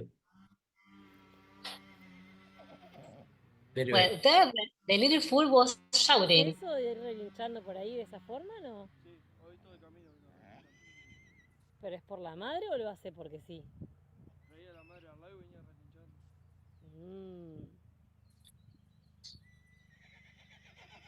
That is what the fool was doing all the time. And it was weird because she was with her mother. She was not alone and without other horses. And he was shouting, yelling, just like calling them. And that sounds weird to me. And when I look closely, I see, look at her eyes. They're like this. Una pupila dilatada. So people always, when you ask, they say, no, it's fine, it's fine. And it was weird because they found her lying on the floor having seizure, and they went quickly to get the truck. And when they come, she was walking like, I'm fine, I have nothing. And really, she was. Estuvo todo el día. So I think I always have in my mind the way, like, Quedarse medio quieta, I think bueno, hacerse how la vuelta. a healthy fool must or should behave. And that was not healthy for me. So something was not right. And we start from the beginning. And what it was strange for me was the sudden seizures and then the recovery. You know, that there was like this sudden manifestation at the beginning and then nothing, no? But she was doing that, you see, like walking in a big cycle and then stop. ¿Tiene And que then estar again, quieta o más vale no? Está that haciendo was not normal for me. buen dato. So that's all the same day. In different moments, I stay there and try to understand what she was doing, because I can't believe that. I have a seizure 15 minutes ago and I'm like nothing happened. So I saw she was walking from one side to another, and I asked that all the time to different people in the farm. So they all tell me the same thing. She was doing that all the time, walking, stay, walking again from one side to the other, and had that erratic behavior for me. And since you have stiff neck, you know, with a wrong position of the head, like this, and that was no normal at all. And sometimes unsteady walk. So I think symptoms appears all over the story. So here I put you the little what people told me and the symptom. So they found her, as I told, having a seizure. Okay, sorry, having a seizure, and her body was very hot, but in that situation, and that then stopped. She followed her mother to the nursing as in a normal way. That's the people told me normal, and that the symptom in general appears and disappears suddenly, that leads you to sudden manifestations. And the very modelized symptom that skin was hot during the seizure, but not after that. I took the little baby in the head, the body, and hands and foot, and it wasn't hot. But at that moment, they told me that she was really hot, and they thought she was fever, but no. She went all the way kneeling, even though he had her mother next to her. So like that, what I ask you to listen. She was like calling other horses, and because she was with her mother, there's no reason to do that. So she was screaming and walking around without sense. So I took anxiety that leads you to move from one place to another, and a talkative delirium. Another thing that that took my attention was that she seems blind, because she was walking and stopped very close to the things, even to his mom. Like she was coming to you, and whoop, when it's near to you, she trying to go another way. So when I look closely, she have dilated pupils. So I took mydriasis.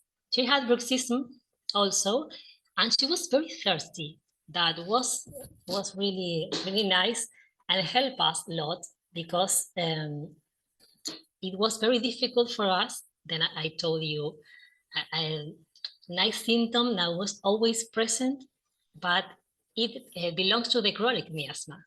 But I told you later that this symptom was kind, because it prevents dehydration. I don't know how you say deshidratación. Marian? So it helped us a lot that the little fool take water. So in order to choose the remedy, here are the symptoms I have told you. The anxiety that leads you from one side to another, talkative delirium, mydriasis, the bruxism, thirsty, the heat in the skin, and the heat during seasons. That this was very, very nice. And the way that the disease presents, that was in a sudden way. So here you have, I chose belladonna, obviously. It was nice.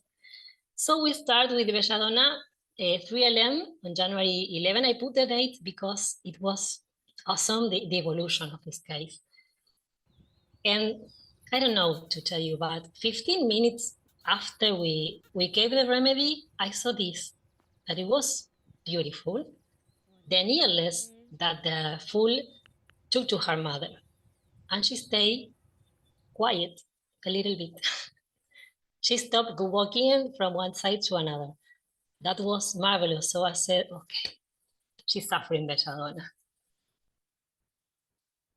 Next day, there was some symptoms that were appearing, and this was curious for us because she wanted water, but not milk. She rejected milk all the time. Obviously, she doesn't have a breast. We thought first because of the stiff neck, maybe she couldn't do like this to have his mother's milk, and seems sleepy. You see her eyes like not just wide open, but like a sleepy fool with the ears down. But she was really, really thirsty. So in order to have some food, because she wasn't eating anything, we mixed milk with water and invented a system with a gerund to give him some milk. She doesn't like it at all, but we try to do everything. So thinking about the brain inflammation, and he's still with mydriasis, and this situation, I increased the dynamization in order to accelerate the healing. So this was what happened. We give her belladonna 6LM, always in the same way. I worked mostly the whole epidemic period it was from November till now February, more or less, with this like a north, with always 1 microgram dissolved 20 milliliters of water. It functioned really like a little touch to the vital principle. So to become a secondary healthy response, you know? So I try always to start with this, then just watch and analyze what we have to do later, no? But I always start it in this way. In this video, I can see he's near his mother, like a normal fool, but the situation, the stiff neck is still there. He made something weird with her mouth. And she was not all right at all. So I think, okay, let's increase the dose. Let's do something like in plus, modifying every day to change the doses and the dynamization a little bit. So I do that from January 12 until the 15th. But when you're not with a remedy, or when the miasma and the acute disease is like giving path to the chronic miasma, things happen. And well, this was what's happening. I saw her taking, was amazing, the quantity of water she take in one moment. More or less, to have an idea, the stomach of a fool can support 1 liter of water. I think this fool at that moment took 5 liters. It was really awesome. And I said, okay, she's thirsty, but the thirst have changed. It's unextinguishable. That's a hard word for me. Inextinguible. And seems not to be hungry at all. So we still have the problem of the milk. So it was interesting for me talking with colleagues and changing information of cases, and then that the milk, even though it's a liquid, is not a drink for the food. Instead, it's their food. So I like this, to take this symptom that there was lack of appetite, but with thirst. And here, I think, I thought this. Sometimes when we are in the middle of a war, this was like a war, I thought, with all this was not the only case I have at that moment, so I called Grace every time. Grace, help me to think. We are communicating all the time and thinking about symptoms and trying to understand what the fools or the adult horses are doing. And then light, and I see, wow, this is an acute disease. You know, it's an acute miasma. So what happened when you are healing the acute thing and you have a patient that you didn't know, because it were not my patients, my chronic patients. So here I wrote the paragrapho, I don't know how you say, paragrapho 38. And it says, thank you. The new, not similar disease is stronger. The disease from which the patient suffered, being the weakest, is suspended and postponed by the stronger one that is added until the new one has disappeared and has been cured. After that, the old disease returned as a non-cured form. That was beautiful. So at that moment, I understood everything. And then continue, the soul diseases that are not similar to each other are suspended, the stronger to the weakest, but they never cured each other.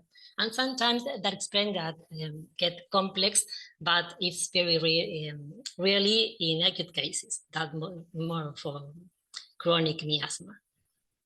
So here the picture was changing.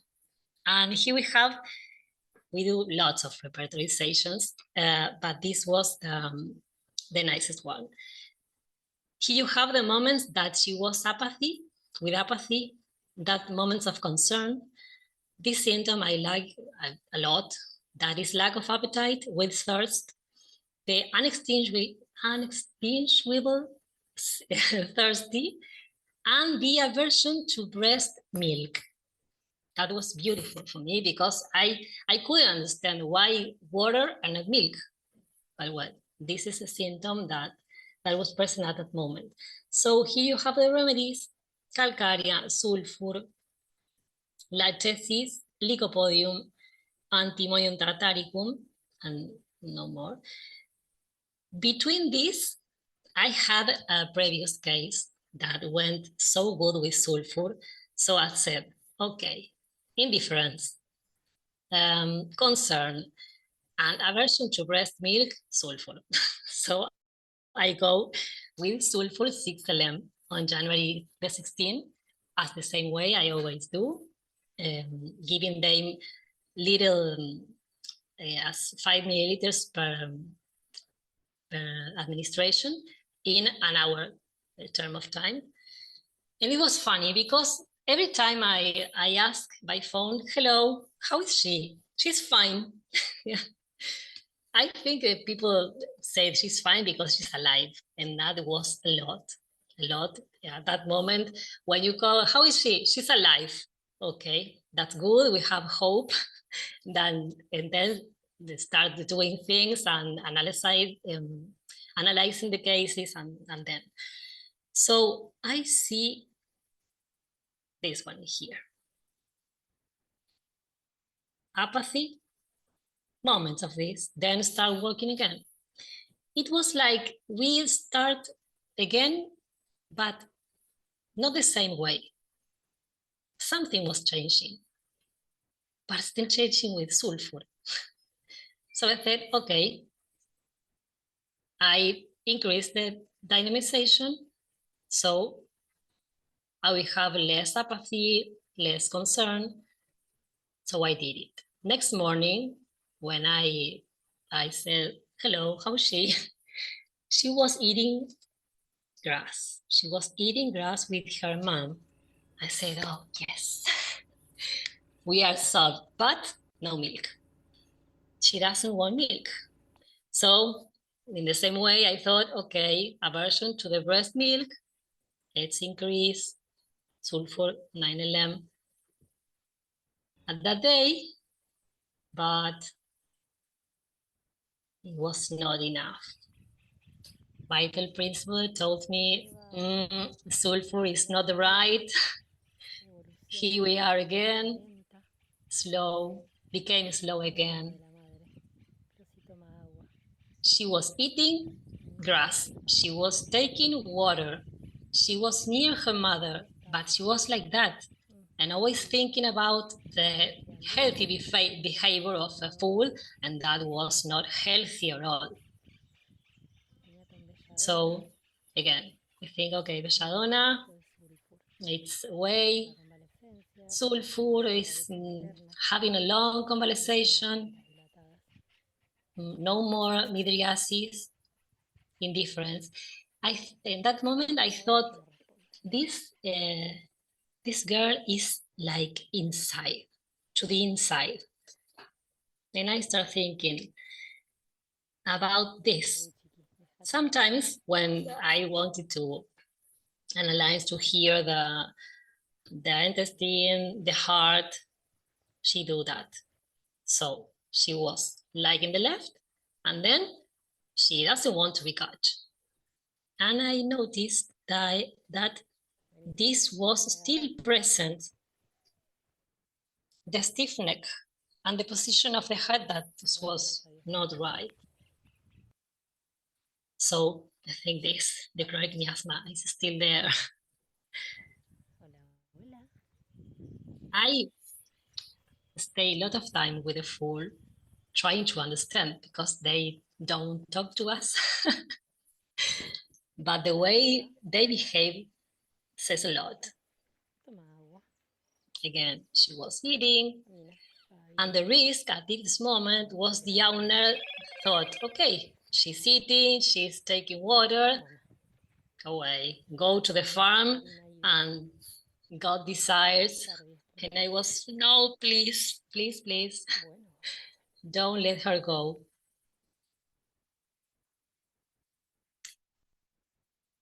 So I took the symptoms this time.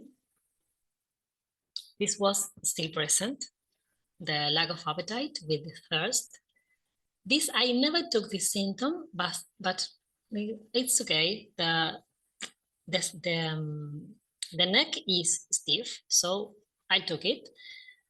The aversion of breast milk, and this one, I think it was the key, because sulfur is slow to recover and get always into the disease and go out, and disease and go out.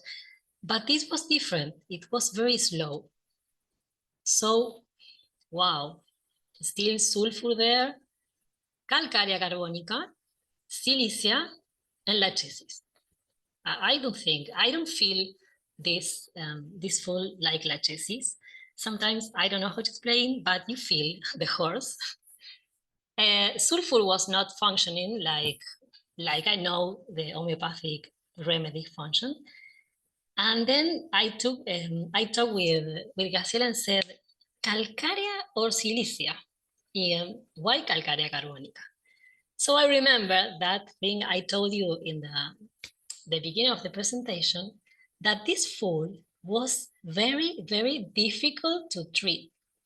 She was like, okay, I don't want to be caught, and you won't catch me. And I want to, I don't know, I don't want to be touched. So I stay in the floor and start kicking everyone, and imagine an animal 120 kilograms kicking and giving knock everywhere. I have with an hematoma here. So it was very difficult. Because of that, I thought, okay, this is a calcarea, this is stubborn. This foal is stubborn. So I thought I take the risk and I give you calcarea carbonica. So I'll prescribe. When I go to the farm, they had lead her to his mother in a little place with other horses, and like, it's okay, you're eating, you're taking water, you're fine. And it was like this. So I take the son of the owner and tell Thomas, come please. I'll give you this, please. Give Fugacita in this way, 5 milliliters. Not remember to shake the syringe. Okay, well, he do that. The 19 a.m. like this, like I always start with a medication, and in the afternoon he sent me this video, and it was magic, like homeopathic remedy should be. It's short, but it's great. Look at the neck of the foal, and she was having milk from his mother. I was really impressed. So then, obviously, no, it's all right. Got the treatment. Okay. Well, okay. I always, when I go to the farm, ask, how is she? She's fine. But remember that people say she's fine, and she was horrible. So yesterday, I take Thomas and say, Thomas, hello, how are you? How's the food? How is Fugacita? You can send me a video, because I wanted to, thinking about the chronic miasma, I would like to follow her, to really get her in completely health. So he sent me this, and I will shut my mouth to enjoy this moment. This is Fugacita.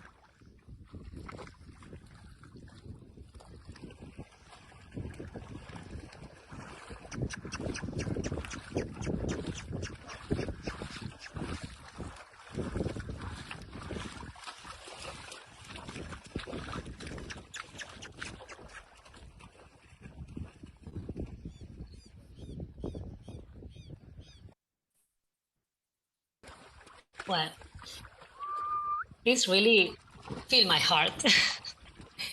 In all the ways you can imagine.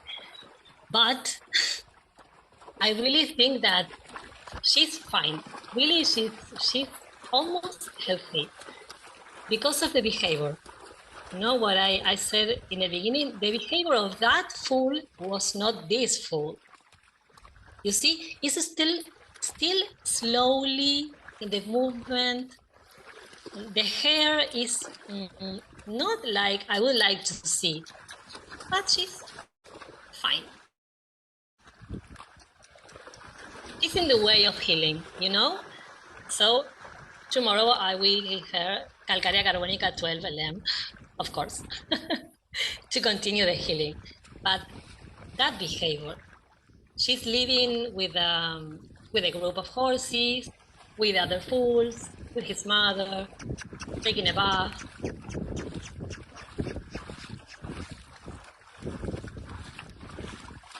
And this really was like a huge hope, because till Fugacita, all the sudden manifestations or presentation of the disease I had wasn't with a happy ending, really. Most of them died. Another one, the owners decided to sacrifice, because it's very hard to see a horse shaking in the floor. It was really, really sad, but this was a huge hope, because I said, okay, that's a Belladonna with scissors and it's alive. So after this, lots of horses get alive, and it was really a nice lesson for me and for our colleagues. So, no, nothing. Thank you. This is all. It's really a very good session from Dr. Mariana CIANCAGLINI. It's Thank you. excellent presentation, and of course, Belladonna was the remedy you choose first, and of course, there was a difficulty in the second part for you, but then you went up to this Calcarea carb. What you might have missed missed in the race in the beginning was that you didn't care about the relationship of the medicine. Of course, you know that Calcarea carb is the chronic of Belladonna. So when in an acute condition, you use Belladonna repeatedly and still you are not getting the result 100%, then you can think of the chronic remedy that was also there in the repertorization chart also. But you left in the second part, and then on the later part only you reach out to that remedy, and you get the result completely. So what this session really shows us that the importance and relevance of knowing the relationship of medicines to cure the patient in the shortest possible time. And of course, we got the result after using the chronic of the disease. And thank you. Of course, this is the time for discussion. I hope all of you are ready. And let us, I just hand over the mic to Dr. Marian Selsoda, who was the coordinator for IMBH in the Latin American countries. Over to Dr. Marian. Thank you very much, Dr. Ganesh. It's a pleasure for me to help you because it's an amazing job of IFPH team. So thank you, Dr. Mariana CIANCAGLINI. It was really an amazing session just to show us how homeopathy functions in these very challenging diseases. So we'll start the discussion. Dr. Ganesh, are you agree?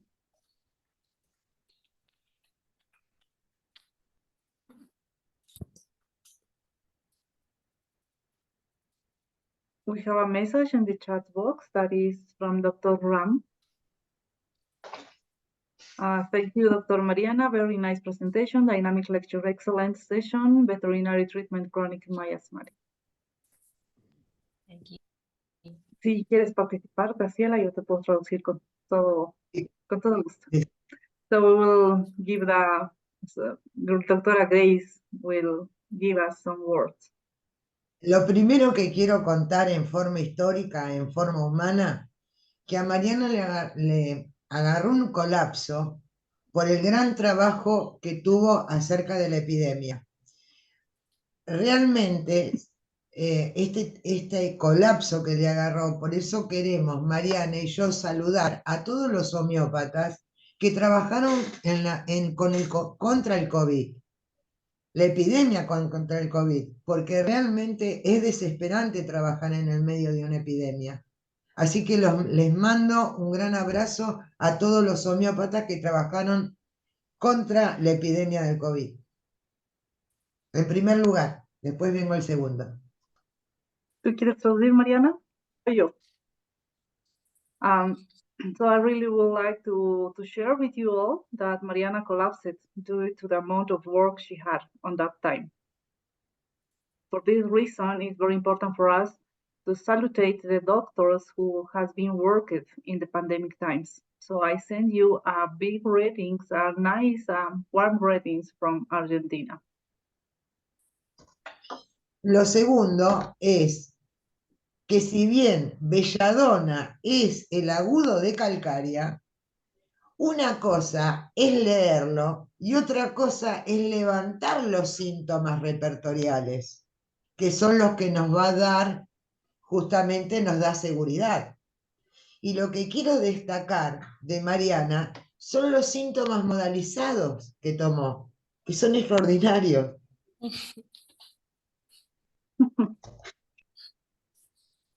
So we know that belladonna is the acute of calcarea carbonica, calcarb, but is different to read a remedy or repertorize it.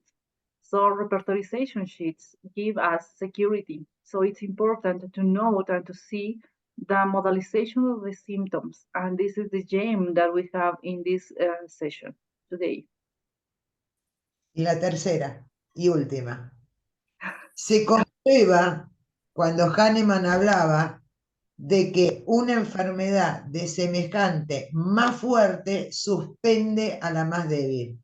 El miasma agudo había suspendido al miasma crónico.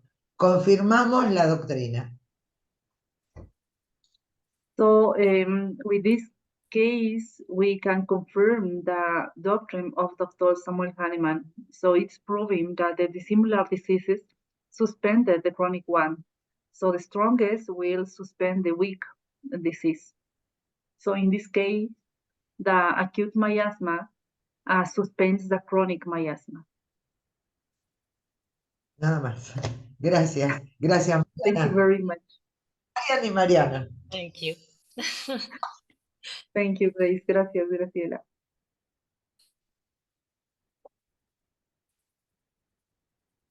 If any other person want to have a chat with Dr. Marian, please come forward or raise your hand so that we will allow you to unmute yourself and can speak. I invite Dr. Rambaresh, sir.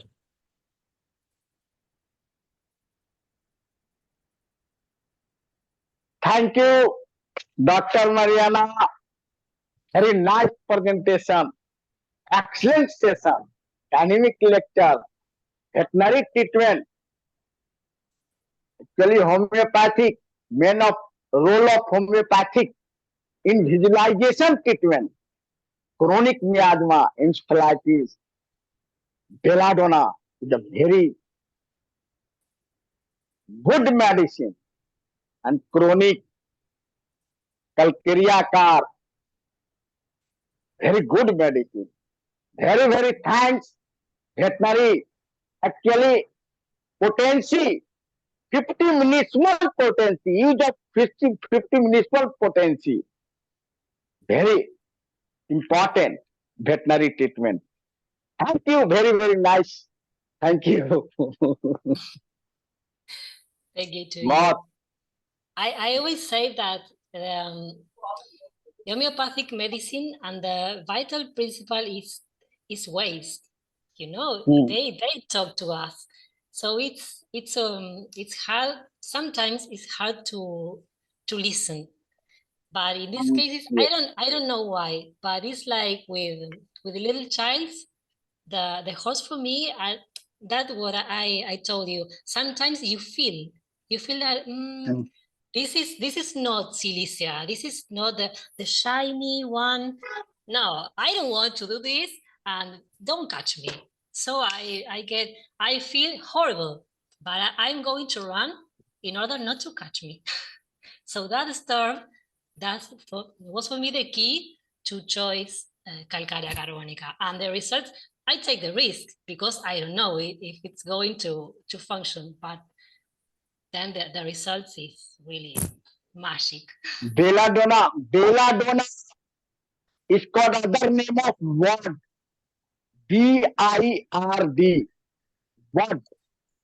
B actually burning. I inflammation. R red. And Okay. D delirium is called full symptom. It's called name of belladonna. Belladonna is a very important remedy, acute and chronic case. There are 4 symptoms, same according to law of homeopathy, belladonna. Thank you. Thank you, Ramparisa, sir. And it's up to Dr. Neha. Yeah. Yeah, Dr. Mariana, it's a very nice opportunity to see you taking cases of animals and doing veterinary homeopathy, because it's a very difficult task to take symptoms out of animals because they cannot express themselves like humans do. So it's a good, very brave and a very good prospect you are bringing forth. And very few doctors are there who are practicing veterinary homeopathy. One of doctor is Dr. Sujit Makar. I had a recent chance to meet him at the All India Congress. So there are very few doctors who are practicing veterinary homeopathy, and I guess you will prove good examples and encourage other homeopaths also to take a veterinary homeopathy and increase its percentage. So it was a very nice, informative session, and I hope many more people will do that in future. Thank you so much, Dr. Mariana. I hope. Thank you. Yes. Thank you. Yes, Dr. Neha, there are a lot of homeopathic doctors doing these veterinary practices, and here we have so many presentations in the past. And Dr. Mustafa from Kerala is one of the legend in this field. He has presented so many papers in this forum that we can't believe such things will happen. With bad things might happen. It's very difficult in cases of animals, more difficult than humans. And another veterinarian is here, Dr. K.R. Geeta. Can you come out and speak for a while, because she was an active person from veterinary medicine. Okay. Dr. K.R. Geeta, please come forward and make your statement here. Please, you can unmute yourself and make your comments as well as suggestions to this forum. Please unmute yourself, Dr. K.R. Geeta. And there was a person, Dr. Rohit Sharma, who was also presented so many cases in this forum about the veterinary science. Nobody could believe that such things can happen because homeopathy is more concerned about with the mental symptoms. But those doctors were very, very watchful, and they observe the each and every movement of the animal. Really get the clear picture of the disease, and they try to match it with the homeopathic similarium. And in this case also there was a sensation as the feeling this person was this animal was sleepy. So first you might think about the sleepy remedies, particularly the opium and in that nuts muscatel. Like I feel if I was the person treating that case, I might have given more stress to that thing, because the drowsiness and sleepiness is the characteristic symptom of this particular disease. That may be the reason why in homeopathy prescription, as you know, that is just, it is, as we may say that the homeopathy is just like mathematics, where you have to eliminate certain symptoms in that respect. That may be the reason why Dr. Mariana might have eliminated that symptom, because the total symptom minus the disease symptom. As you Yes. know, the total symptom minus You have disease. to take the PQRS. Yes. Yes, that is the reason why the sleep drowsiness and sleepiness is due to the particular disease. We are not concerned about that, but instead, what we can watch again and again, and then we can go with the exact symptom that really match with the belladonna. As you know, in acute diseases, usually children are playing anything like that, but all of a sudden they get fever and they get tired up and they just become sleepy. So that is the suddenness of changes in the is the one of the characteristic symptom of this belladonna. That also is here. So and that as you all know that the fever during fever, most of the children does not like to take anything, even food or water. That is also a common symptom of the particular disease called fever. So we can avoid that symptom also here. Anyway, Dr. Mariana Sasoda is there to say add more things, and we you can make, because you are also co-host, you can directly come out and speak. Thanks, Dr. Danesh. Yeah, so thanks, Dr. Neha. It's important just to note that Dr. Surjit Matar are in contact with Dr. Grace and Dr. Mariana. So they are in contact, and it's important not only to emphasize Ifph sessions, great sessions that gave us, but also that the network of international contacts that achieves. So we have a news from the January 3, that was Western equine encephalitis outbreak in Argentina. And immediately was a replay from Dr. Shivang Shwarm, who was telling us that the government of India did on homeopathy intervention in Japanese encephalitis in Andhra Pradesh state. And you achieved 2 genius epidemics. It was BCT, belladonna, calc carb, and tuberculinum. So you start with homeopathic protocol, and immediately that was sent to us just to keep in touch and told us this protocol maybe help you. And it was very interesting because we can confirm it now that it was belladonna cases, and then the complementary one was calc carb.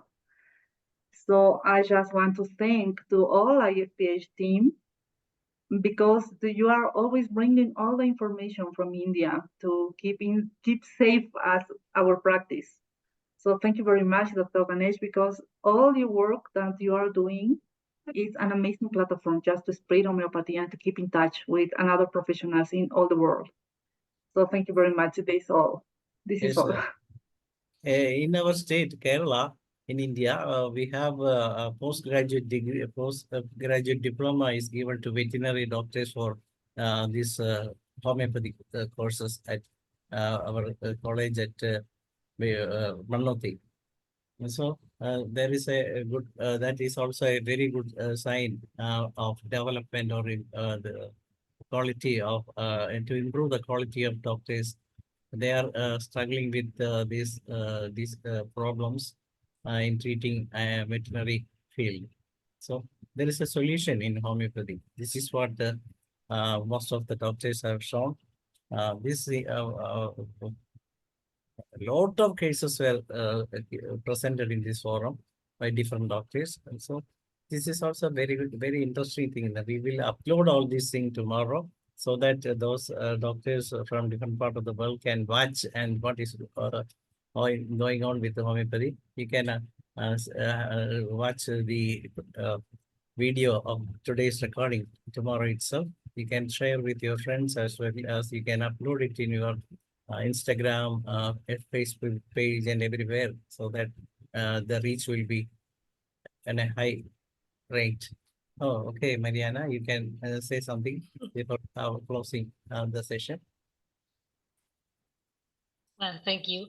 I agree with what you said that there's a solution in homeopathy. You know, I always say this.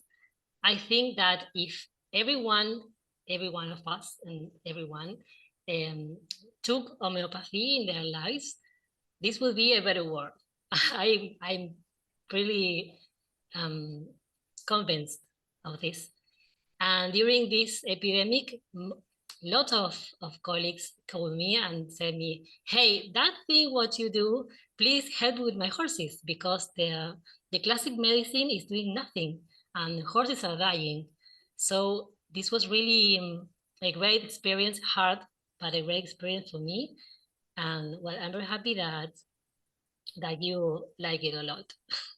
So, Yes. well, keep in contact. Yes, that's a very good thing that we can use homeopathic medicines as preventive too. In that way, whatever be the disease, we can choose the right remedy for this purpose. That's the reason why during at the time of pandemic COVID, Arsenicum amalgam 30 was chosen by the Central Council of Homeopathic Research at Delhi. So the success rate was very high, 99.6 was the success rate. Dr. Anil Purana, the Director General of the CCRH came out here and he has presented the forum, the papers here in this forum. He released the paper in this forum also. So we have a hope. You should do in that respect, and you have to collect the evidences from those who undertook these preventives, and then you can make a research work on that, and you can publish it so that more and more people will get the idea or what are the things happening with homeopathy in the field of preventive medicine. Am I right, Dr. Marina? That you people are doing that way. Is there any research work going on in that respect? Si tienes alguna investigación, Mariana, que estés haciendo en el seguimiento de estos casos o en la colecta del número de casos.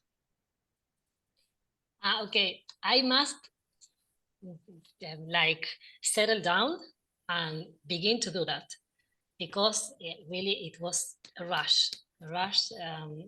It was a war and I was in the middle. So I must do that, because it was very, very interesting, hard but interesting experience. More or less, I saw 40 cases, more or less.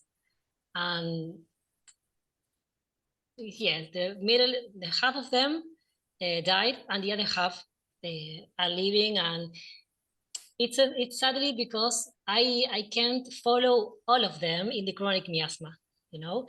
And sometimes I insist and say to my colleagues, "Hey, how is she or how is her? Look at them. They have been with encephalitis. Don't let them go." And one day he called me and said, "You know that the food appears dead this morning." And so that one recovered to the encephalitis, but the convalescence killed him. And that was the hardest part. Okay, all the best, Doctor. Tomorrow we will have a session from Dr. Shivendra Kagrani, and he will be talking about perceiving phosphorus as a homeopathic medicine. He is a practitioner, a medical doctor, patent homeopath, and he has completed BHMS also. And it is over to Dr. Neha Kakkar to say a vote of thanks to this session.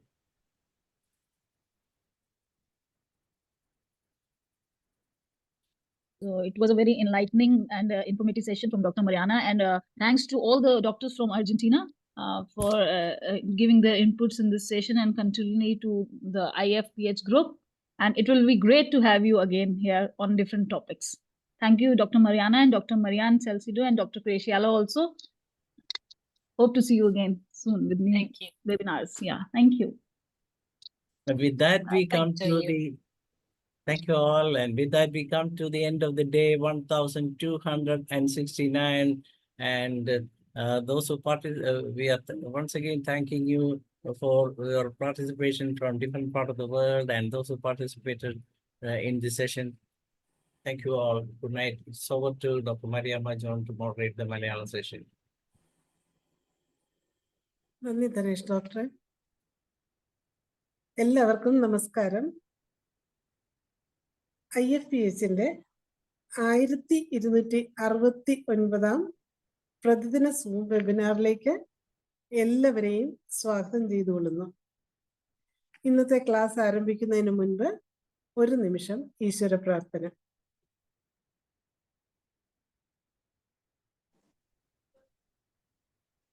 നന്ദി. ഇന്ന് നമ്മോടുകൂടി എത്തിയിരിക്കുന്നത് doctor PK മാമനാണ്. ഡോക്ടറെ ഇതിനു മുമ്പും നമുക്ക് വളരെ നല്ല ചികിത്സാനുഭവങ്ങൾ നമ്മളോട് പങ്കിട്ടിട്ടുള്ള ഡോക്ടറാണ്. ഡോക്ടർ കായംകുളത്ത് ചുനക്കര ആയുഷ് പ്രൈമറി ഹെൽത്ത് സെന്ററിലെ മെഡിക്കൽ ഓഫീസറാണ്. ഡോക്ടർ ISKയുടെ മുൻ ആലപ്പുഴ ജില്ലാ പ്രസിഡന്റും സെക്രട്ടറി എന്ന നിലകളിൽ പ്രവർത്തിച്ചിട്ടുണ്ട്. 30 വർഷത്തെ ചികിത്സാ പരിചയമാണ് ഡോക്ടറിനുള്ളത്. ഇന്നും നമ്മോട് ഡോക്ടറുടെ ചികിത്സാനുഭവങ്ങൾ പങ്കുവെക്കാനാണ് എത്തിയിരിക്കുന്നത്. ഡോക്ടറെ ഈ സൂമിലേക്ക് വളരെ സന്തോഷപൂർവ്വം ക്ഷണിച്ചുകൊള്ളുന്നു. Thank you, doctor. Thank you, Dr. Mariana John G. Thank you, Dr. Dinesh. Camera കുറച്ചുകൂടെ ഒന്ന് അഡ്ജസ്റ്റ് ചെയ്യാമോ? ഡോക്ടർ സൈഡിലാണ് ഇരിക്കുന്നത്. കുറച്ചുകൂടെ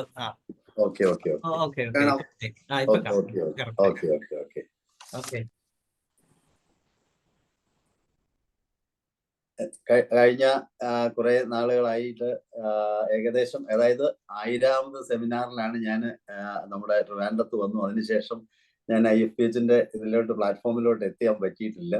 അപ്പൊ ഏകദേശം 269 ദിനങ്ങളായി. കേൾക്കാമോ? കേൾക്കാം. ഓക്കെ. ഏകദേശം 269 ദിവസങ്ങളായി IFPHന്റെ പ്ലാറ്റ്ഫോമിലോട്ട് എത്തിയിട്ട്. കഴിഞ്ഞ ദിവസം ധനേഷ് ഡോക്ടർ വിളിച്ചപ്പോൾ പെട്ടെന്ന് എന്തായാലും അങ്ങനെ ഒരു സാഹചര്യം വീണ്ടും ദൈവം തന്നു. അവന് വളരെയധികം നന്ദി അറിയിക്കുന്നു. Thank you. എന്തായാലും IFPHന്റെ ഈ ഒരു പ്രോഗ്രാം ഇത്രയും വളരെ വിപുലമായ രീതിയിൽ ഇങ്ങനെയും വീണ്ടും കണ്ടിന്യൂ ചെയ്ത് ഇത്രയും പോകുന്നതിന് ജഗദീശ്വരനെ ആദ്യമായിട്ട് നന്ദി പറയുകയാണ്. കാരണം ധനേഷ് ഡോക്ടറും മനോജ് ഡോക്ടറും ഒക്കെ ഇതിന്റെ പുറകെ നിന്ന് ഇത്രയും വളരെ ഭംഗിയായിട്ട് ഈ ഒരു സെഷൻ ഇങ്ങനെ പല സെഷനായിട്ട്, ഇപ്പൊ ഇംഗ്ലീഷ്, ഹിന്ദി, വേണ്ട ഏത് ഭാഷയിലും ഉള്ള ഹോമിയോ ഡോക്ടേഴ്സിനെ എല്ലാം കോർത്തിണക്കിക്കൊണ്ട് തീർച്ചയായിട്ടും നമുക്ക് ഇങ്ങനെ ഒരു പ്ലാറ്റ്ഫോമില് നല്ല രീതിയിൽ ഇത് മുന്നേറുന്നതിന് തീർച്ചയായിട്ടും എല്ലാവരെയും ആദ്യമായിട്ട് അഭിനന്ദിക്കുന്നു. വീണ്ടും ഒരവസരം തന്നതിനായിട്ട് നന്ദി പറയുകയും ചെയ്യുന്നു. പിന്നെ അതായത് നമുക്ക് നമുക്ക് ഞാൻ എൻ്റെ ചികിത്സാ അനുഭവങ്ങൾ നേരത്തെ 2 പ്രാവശ്യം ഞാൻ ഇതിനകത്ത് IFPHന്റെ പ്ലാറ്റ്ഫോമിൽ വന്ന് സംസാരിച്ചിട്ടുണ്ട്. വീണ്ടും ഇങ്ങനെ ഒരു പ്രാവശ്യം കൂടെ ഞാൻ വരികയാണ്. അപ്പോ നമുക്ക് സെഷനിലേക്ക് തന്നെ പോകാമെന്ന് തോന്നുന്നു അല്ലേ? ഓക്കെ. Thank U. ഇപ്പൊ ഞാൻ ഇന്ന് പ്രസന്റ് ചെയ്യാൻ ആദ്യമായിട്ട് ഉദ്ദേശിക്കുന്നത് എനിക്ക് കഴിഞ്ഞ ഒരു 4-5 വർഷം മുമ്പ് വന്ന ഒരു കേസാണ്.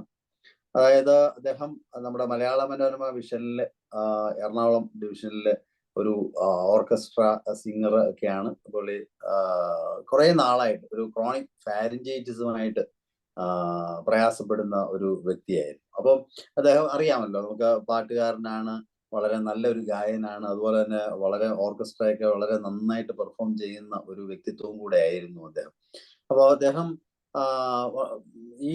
ഇദ്ദേഹത്തിന്റെ ഒരു സുഹൃത്ത് എൻ്റെ ഒരു പേഷ്യൻ്റ് ആണ്. അപ്പോൾ അങ്ങനെ അദ്ദേഹമാണ് ഇദ്ദേഹത്തെ എറണാകുളത്തു നിന്നും ഒരു ദിവസം വിളിച്ചു വരുത്തിയത്.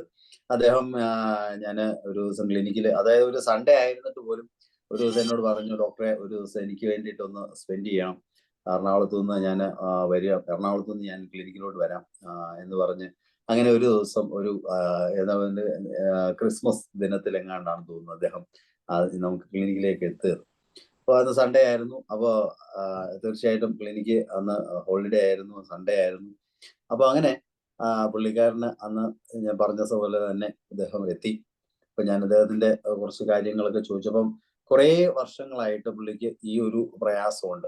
പാടാനായിട്ട് പുള്ളിക്ക് പാടാൻ അങ്ങോട്ട് തുടങ്ങുമ്പോൾ തന്നെ കുറച്ച് കഴിയുമ്പോൾ തന്നെ പുള്ളിക്ക് ഒച്ചയടയ്ക്കുന്ന ഒരു സ്വരം ശരിയാവാത്ത രീതിയിൽ ഒച്ചയടയ്ക്കുന്ന ഒരു പ്രയാസം, അതായിരുന്നു അദ്ദേഹത്തിന്റെ കംപ്ലൈന്റ് ആയിട്ട് പുള്ളി പറഞ്ഞിരുന്നത്. അപ്പൊ ഞാൻ ആ പുള്ളിയോട് കാര്യങ്ങളൊക്കെ ചോദിച്ചപ്പോഴും അദ്ദേഹം പറഞ്ഞു എനിക്ക് അലർജി കംപ്ലൈന്റ് ഉണ്ട്, അലർജിക് റൈനൈറ്റിസ് ഉള്ള ഒരാളാണ്. അപ്പോൾ കുറെ നാളായിട്ട് അതിന്റെ കഷ്ടതകളും പ്രയാസങ്ങളും ഒക്കെ ഉണ്ട്. കാരണം തുമ്മല് സ്ഥിരമായിട്ട് രാവിലെ എണീക്കുമ്പോൾ സ്ഥിരം തുമ്മലാണ്. അങ്ങനെ തുമ്മലുമായിട്ട് കുറെ വർഷങ്ങളായിട്ട് മല്ലടിച്ചുകൊണ്ടിരിക്കുന്ന കുറെ മെഡിസിൻ, അലോപ്പതിക് മെഡിസിൻസ് ഒക്കെ കുറെ കഴിച്ചിട്ടുണ്ട്. അപ്പൊ എന്നിട്ടൊന്നും പുള്ളിക്ക് അതിനകത്ത് റിലീഫ് വന്നിട്ടില്ല. അപ്പൊ അദ്ദേഹം താമസിക്കുന്നത് എറണാകുളത്ത് കുറച്ചൊരു റിമോട്ടായിട്ടുള്ള ഒരു ഏരിയയിലാണ് അദ്ദേഹം താമസിക്കുന്നത്. അവിടെ കുറച്ച് ഡസ്റ്റ് കൂടുതലായിട്ട് ഉള്ള ഒരു ഏരിയ ആണെന്ന് പറയുന്നത്. അപ്പൊ അദ്ദേഹത്തിന്റെ വീട് സ്ഥിതി ചെയ്യുന്നത് ഒരു വയലിന്റെ ഒക്കെ അടുത്താണ്. അപ്പൊ ഞാൻ കാര്യങ്ങളൊക്കെ കുറച്ച് ചോദിച്ചപ്പോ അലർജിക് റൈനൈറ്റിസിന്റെ കാര്യങ്ങളൊക്കെ പറഞ്ഞു. അപ്പൊ അദ്ദേഹം അതിനുള്ള മെഡിസിൻസ് ഒക്കെ ഹോമിയോപ്പതിക് മെഡിസിൻസ് ഇടയ്ക്ക് 1-2 പ്രാവശ്യം എറണാകുളത്ത് തന്നെയുള്ള ഡോക്ടേഴ്സിനെയൊക്കെ കണ്ടിരുന്നു. പക്ഷെ വീണ്ടും കൂടുകയായിരുന്നു ചെയ്തത്. അപ്പൊ ശരിക്കും അങ്ങോട്ട് മാറിയില്ല എന്ന് പറഞ്ഞു. അപ്പൊ അങ്ങനെ പ്രയാസപ്പെട്ട് പിന്നെ അത് വർഷങ്ങൾക്ക് ശേഷം അദ്ദേഹത്തിന് അതൊരു ക്രോണിക് ഫാരിഞ്ചൈറ്റിസിലേക്കാണ് വന്നപ്പോഴാണ് എൻ്റെ അടുക്കൽ എത്തിയത്. അപ്പൊ അലർജിക് റൈനൈറ്റിസ് ഇപ്പം നിലവിൽ നിൽക്കുന്നു. അതോടൊപ്പം തന്നെയാണ് ഈ ഒരു കംപ്ലൈന്റും അദ്ദേഹത്തിന് എത്തിയത്. അപ്പൊ അതിനോടനുബന്ധിച്ച് തന്നെ അദ്ദേഹം പറഞ്ഞു എനിക്കൊരു വൈറൽ കംപ്ലൈന്റ്, കുറച്ച് നാളായിട്ട് ഒരു വൈറൽ കംപ്ലൈന്റ് വന്നു. അപ്പം ആ വൈറൽ കംപ്ലൈന്റിന് ശേഷമാണ് ഇങ്ങനെ ഒരു പ്രശ്നം, തൊണ്ടയ്ക്ക് സംസാരിക്കാനായിട്ടും പാടാനായിട്ടും ഒക്കെയുള്ള ബുദ്ധി. അതായത് പാടി തുടങ്ങി കുറച്ച് കഴിയുമ്പോഴത്തേക്ക് പതുക്കെ ആ ശബ്ദം ഇടറാൻ തുടങ്ങും. ഇതായിരുന്നു പുള്ളിയുടെ ഒരു പ്രശ്നം. അപ്പൊ ഞാൻ ത്രോട്ടൊക്കെ നോക്കിയപ്പോൾ ഫാരിങ്സ്, ആ പെയിൻ, നല്ല പെയിനുള്ള ഫാരിങ്സിൽ തൊട്ട് നോക്കിയപ്പോൾ ആ ഏരിയയിൽ നമ്മൾ തൊണ്ടയ്ക്ക് പ്രസ് ചെയ്ത് നോക്കിയപ്പോൾ നല്ല പെയിൻ ഉണ്ട്. അപ്പൊ ഇങ്ങനെ പിന്നെ അദ്ദേഹത്തിന്റെ കംപ്ലൈന്റ് ആയിട്ട് പറഞ്ഞത് തണുപ്പടിച്ചാലാണ് ഈ പ്രശ്നങ്ങൾ കൂടുതലായിട്ട് വരുന്നതെന്ന് പുള്ളി പറഞ്ഞു. അപ്പൊ അങ്ങനെ കുറച്ച്, അതായത് ഞാൻ ആദ്യം അദ്ദേഹത്തിന് കൊടുത്തത് ഫോസ്ഫറസ് ആണ്. കാരണം അദ്ദേഹത്തിന്റെ ഒരു കോൺസ്റ്റിറ്റ്യൂഷൻ, ആ ഒരു ഫോസ്ഫറസിന്റെ ഒരു കോൺസ്റ്റിറ്റ്യൂഷൻ ആയിരുന്നു. അപ്പോൾ അത് കണ്ടുകൊണ്ട് ഞാൻ ഫോസ്ഫറസ് 1 ഒരു ഡോസ് കൊടുത്തു. അതോടൊപ്പം തന്നെ അദ്ദേഹത്തിന്റെ അലർജിക് റൈനൈറ്റിസ് കണ്ടുകൊണ്ട് ഞാൻ അലിയൻസിപ്പ 30 അതിനോടൊപ്പം തന്നെ കണ്ടിന്യൂ ചെയ്യാൻ പറഞ്ഞു. ഒരു 3 ഗുളിക വീതം രാവിലെ ഉച്ചയ്ക്കും വൈകിട്ടും കണ്ടിന്യൂ ചെയ്യാൻ പറഞ്ഞു. പക്ഷേ അദ്ദേഹത്തിന് ഒരു 2-3 ആഴ്ച മെഡിസിൻ കഴിച്ചതിന് ശേഷം പുള്ളിക്ക് പ്രത്യേകിച്ച് റിലീഫ് ഒന്നും തോന്നിയില്ല. അപ്പൊ വീണ്ടും അദ്ദേഹം അത് കഴിഞ്ഞിട്ട് മെഡിസിൻ കൊടുത്തു. അത് കഴിഞ്ഞിട്ട് വീണ്ടും അദ്ദേഹം എൻ്റെ അടുക്കൽ വന്നു. ഒരു 2-3 ആഴ്ച കഴിഞ്ഞതിന് ശേഷം വീണ്ടും വന്ന് ഞാൻ ഒന്നുകൂടെ കാര്യങ്ങളൊക്കെ കുറച്ചുകൂടെ കാര്യങ്ങളൊക്കെ ചോദിച്ച് മനസ്സിലാക്കിയപ്പോഴും അദ്ദേഹത്തിന് ഈ പറഞ്ഞ പോലെ തണുപ്പ് അടിക്കുമ്പോഴാണ് കൂടുതൽ പ്രശ്നം വഷളാകുന്നതെന്നുള്ളതാണ് അദ്ദേഹം പറഞ്ഞത്. അപ്പൊ ഞാൻ അത് അനുസരിച്ചുകൊണ്ട് ഞാൻ ഹെപ്പാർ സൾഫ് 1 ഒരു 5 പൊതി 5 പൊതി ഞാൻ കൊടുത്തു. അതായത് ഒരു വീക്ക്ലി 1 ഡോസ് കഴിക്കത്തക്ക രീതിയിൽ ഒരു 5 പൊതി ഞാൻ കൊടുത്തു. 5 പൊതി കൊടുത്തിട്ട് പറഞ്ഞു അത് ആഴ്ചയിൽ 1 വീതം ഒന്ന് കഴിക്കാൻ പറഞ്ഞു. അതോടൊപ്പം തന്നെ അർജന്റമെറ്റ് 30 അത് കണ്ടിന്യൂസ് ആയിട്ട്, അതായത് രാവിലെയും വൈകിട്ടും 4 ഗുളിക വീതം അർജന്റമെറ്റ് 30 കൊടുത്തു. എന്തായാലും അത് പുള്ളി ആദ്യത്തെ ഒരു ഡോസ് ഹെപ്പാർ സൾഫ് 1 ആദ്യത്തെ ഒരു ഡോസ് കഴിച്ചപ്പോൾ പുള്ളിക്ക് ത്രോട്ടിന് പെയിൻ ഒക്കെ കുറയുന്നു എന്ന് പറഞ്ഞു. അപ്പൊ ഞാൻ പറഞ്ഞു എന്തായാലും ഒരു കാര്യം ചെയ്യും, തൽക്കാലം 1 ഒരു ഡോസ് കഴിച്ചല്ലോ, അപ്പൊ കഴിച്ചിട്ട് എന്തായാലും ഒരു കാര്യം ചെയ്യും, ആ 1 ഇനിയും കഴിക്കണ്ട, നമുക്ക് അർജന്റമെറ്റ് മറ്റേ രണ്ടാമത് ഞാൻ ഗ്ലോബ്യൂൾസിൽ കൊടുത്ത മെഡിസിൻ അത് മാത്രം കണ്ടിന്യൂ ചെയ്താൽ മതി എന്ന് പറഞ്ഞ് അങ്ങനെ ആ മെഡിസിൻ കണ്ടിന്യൂ ചെയ്തു. ഏകദേശം ഒരു മാസം ആയപ്പോഴത്തേക്ക് തന്നെ പുള്ളിക്ക് നല്ല സൗണ്ടിനൊക്കെ നല്ല വ്യത്യാസം വന്നു. ശബ്ദമൊക്കെ നല്ല രീതിയിലായി. അദ്ദേഹത്തിന്റെ അപ്പൊ ഈ സിംഗർ എന്ന് പറഞ്ഞു കഴിഞ്ഞാൽ വളരെ നല്ല മനോഹരമായിട്ട് പാട്ട് പാടുന്ന ഒരു വ്യക്തിത്വമാണ്. അപ്പൊ അദ്ദേഹത്തിന്റെ കൂട്ടുകാരൻ എന്ന് പറയുന്ന ഒരു കമ്പോസറാണ്, മ്യൂസിക്കൽ കമ്പോസറാണ്. അപ്പൊ ഇദ്ദേഹമാണ് എൻ്റെ അടുക്കൽ ഈ വ്യക്തിയെ കൊണ്ടുവരുന്നത്. അപ്പം അദ്ദേഹം തന്നെ പറയുന്നുണ്ട് അദ്ദേഹത്തിന്റെ സൗണ്ടിന് നല്ല മാറ്റം ഇപ്പോൾ വരുന്നുണ്ട്, കുറച്ചുകൂടെ സ്വരമാധുര്യം കൂടിയിട്ടുണ്ട്. അങ്ങനെ എന്തായാലും ആ കേസ് നമ്മുടെ ഹെപ്പാർ സൾഫ് 1 ഒരു ഡോസും കൊടുത്തു. ബാക്കി 4 ഡോസ് ഞാൻ അദ്ദേഹത്തിന് കൊടുത്തിരുന്നെങ്കിൽ പോലും അദ്ദേഹം അത് കഴിക്കേണ്ടി വന്നില്ല. പക്ഷേ അർജന്റമേറ്റ് 30 കണ്ടിന്യൂ ചെയ്തു. എന്തായാലും ആ അർജന്റമേറ്റൂടെ കഴിച്ചു കഴിഞ്ഞപ്പോഴത്തേക്ക് പുള്ളിക്ക് 1 മാസം കൊണ്ട് തന്നെ പുള്ളിക്ക് നല്ല വ്യത്യാസം വന്നു. ഇപ്പോൾ അദ്ദേഹം മെഡിസിൻസ് ഒന്നും കഴിക്കുന്നില്ല. പക്ഷെ ഇപ്പോഴും നല്ല പ്രശ്നം, അതിനുശേഷം അദ്ദേഹത്തിന് പ്രശ്നങ്ങൾ വന്നിട്ടില്ല. ഇപ്പോഴും പല പ്രാവശ്യം വിളിക്കാറുണ്ട്.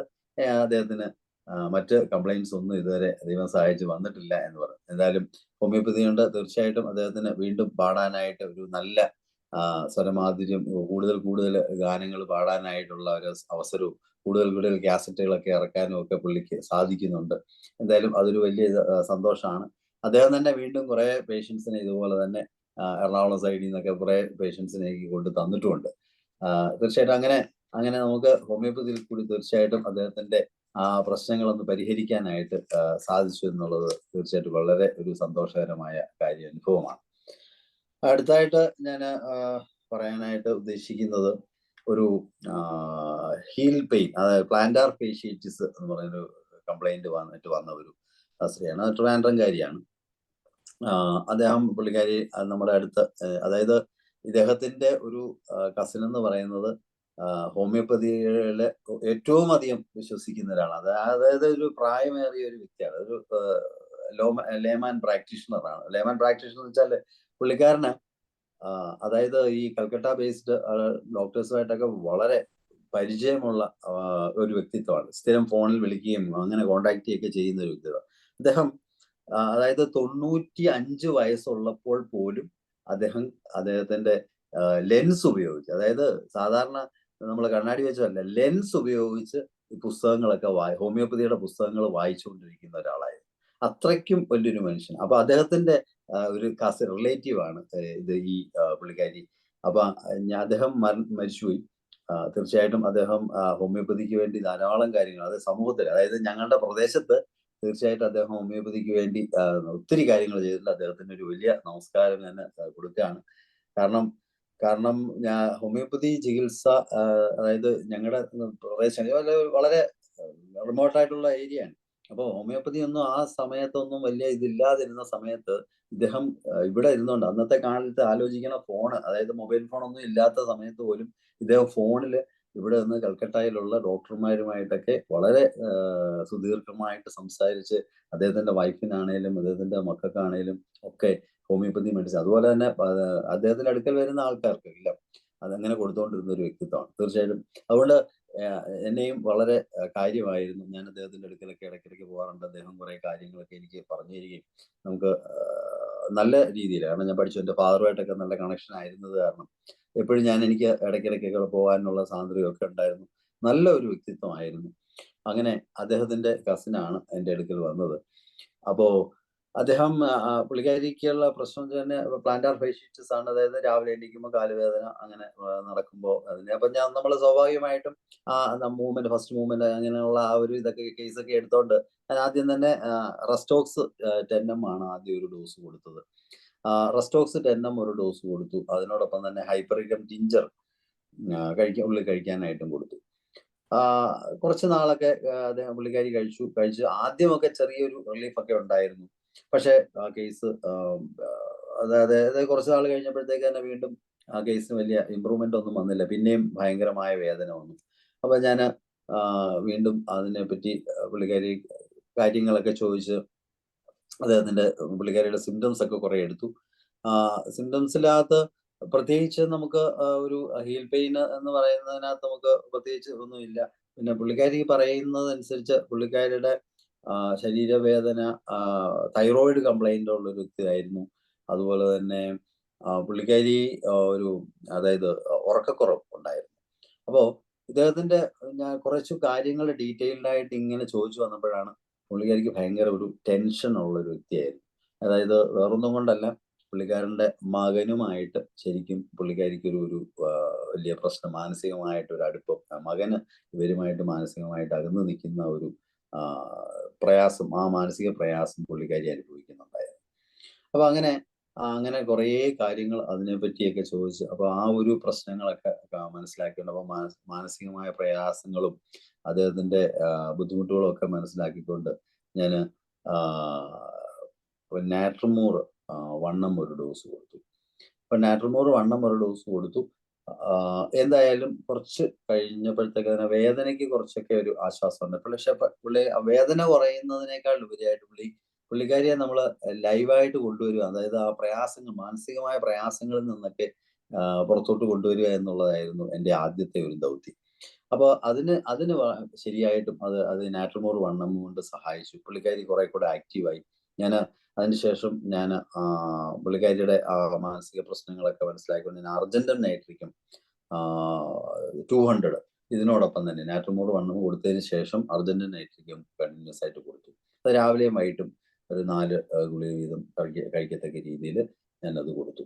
അപ്പൊ ഈ അർജന്റൻ നൈട്രിക്കും കൊടുത്തു.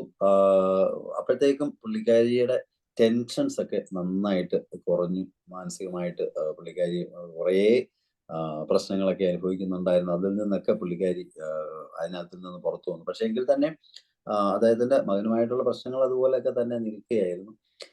എങ്കിലും പുള്ളിക്കാരി വളരെയധികം മാനസികമായിട്ട്, അപ്പോൾ ഒരാൾ ചോദിച്ചു വന്നപ്പോൾ പുള്ളിക്കാരിക്ക് പൈൽസിന്റെ കംപ്ലൈന്റ് ഉണ്ട്, പലതരത്തിലുള്ള പ്രശ്നം, അപ്പൊ കുറേ ബോഡിയിൽ സ്റ്റാഗ്നേഷൻസ് ആയിട്ടുള്ള കുറേ കാര്യങ്ങൾ പുള്ളിക്കാരി ഇതിനോടൊപ്പം തന്നെ പറഞ്ഞു.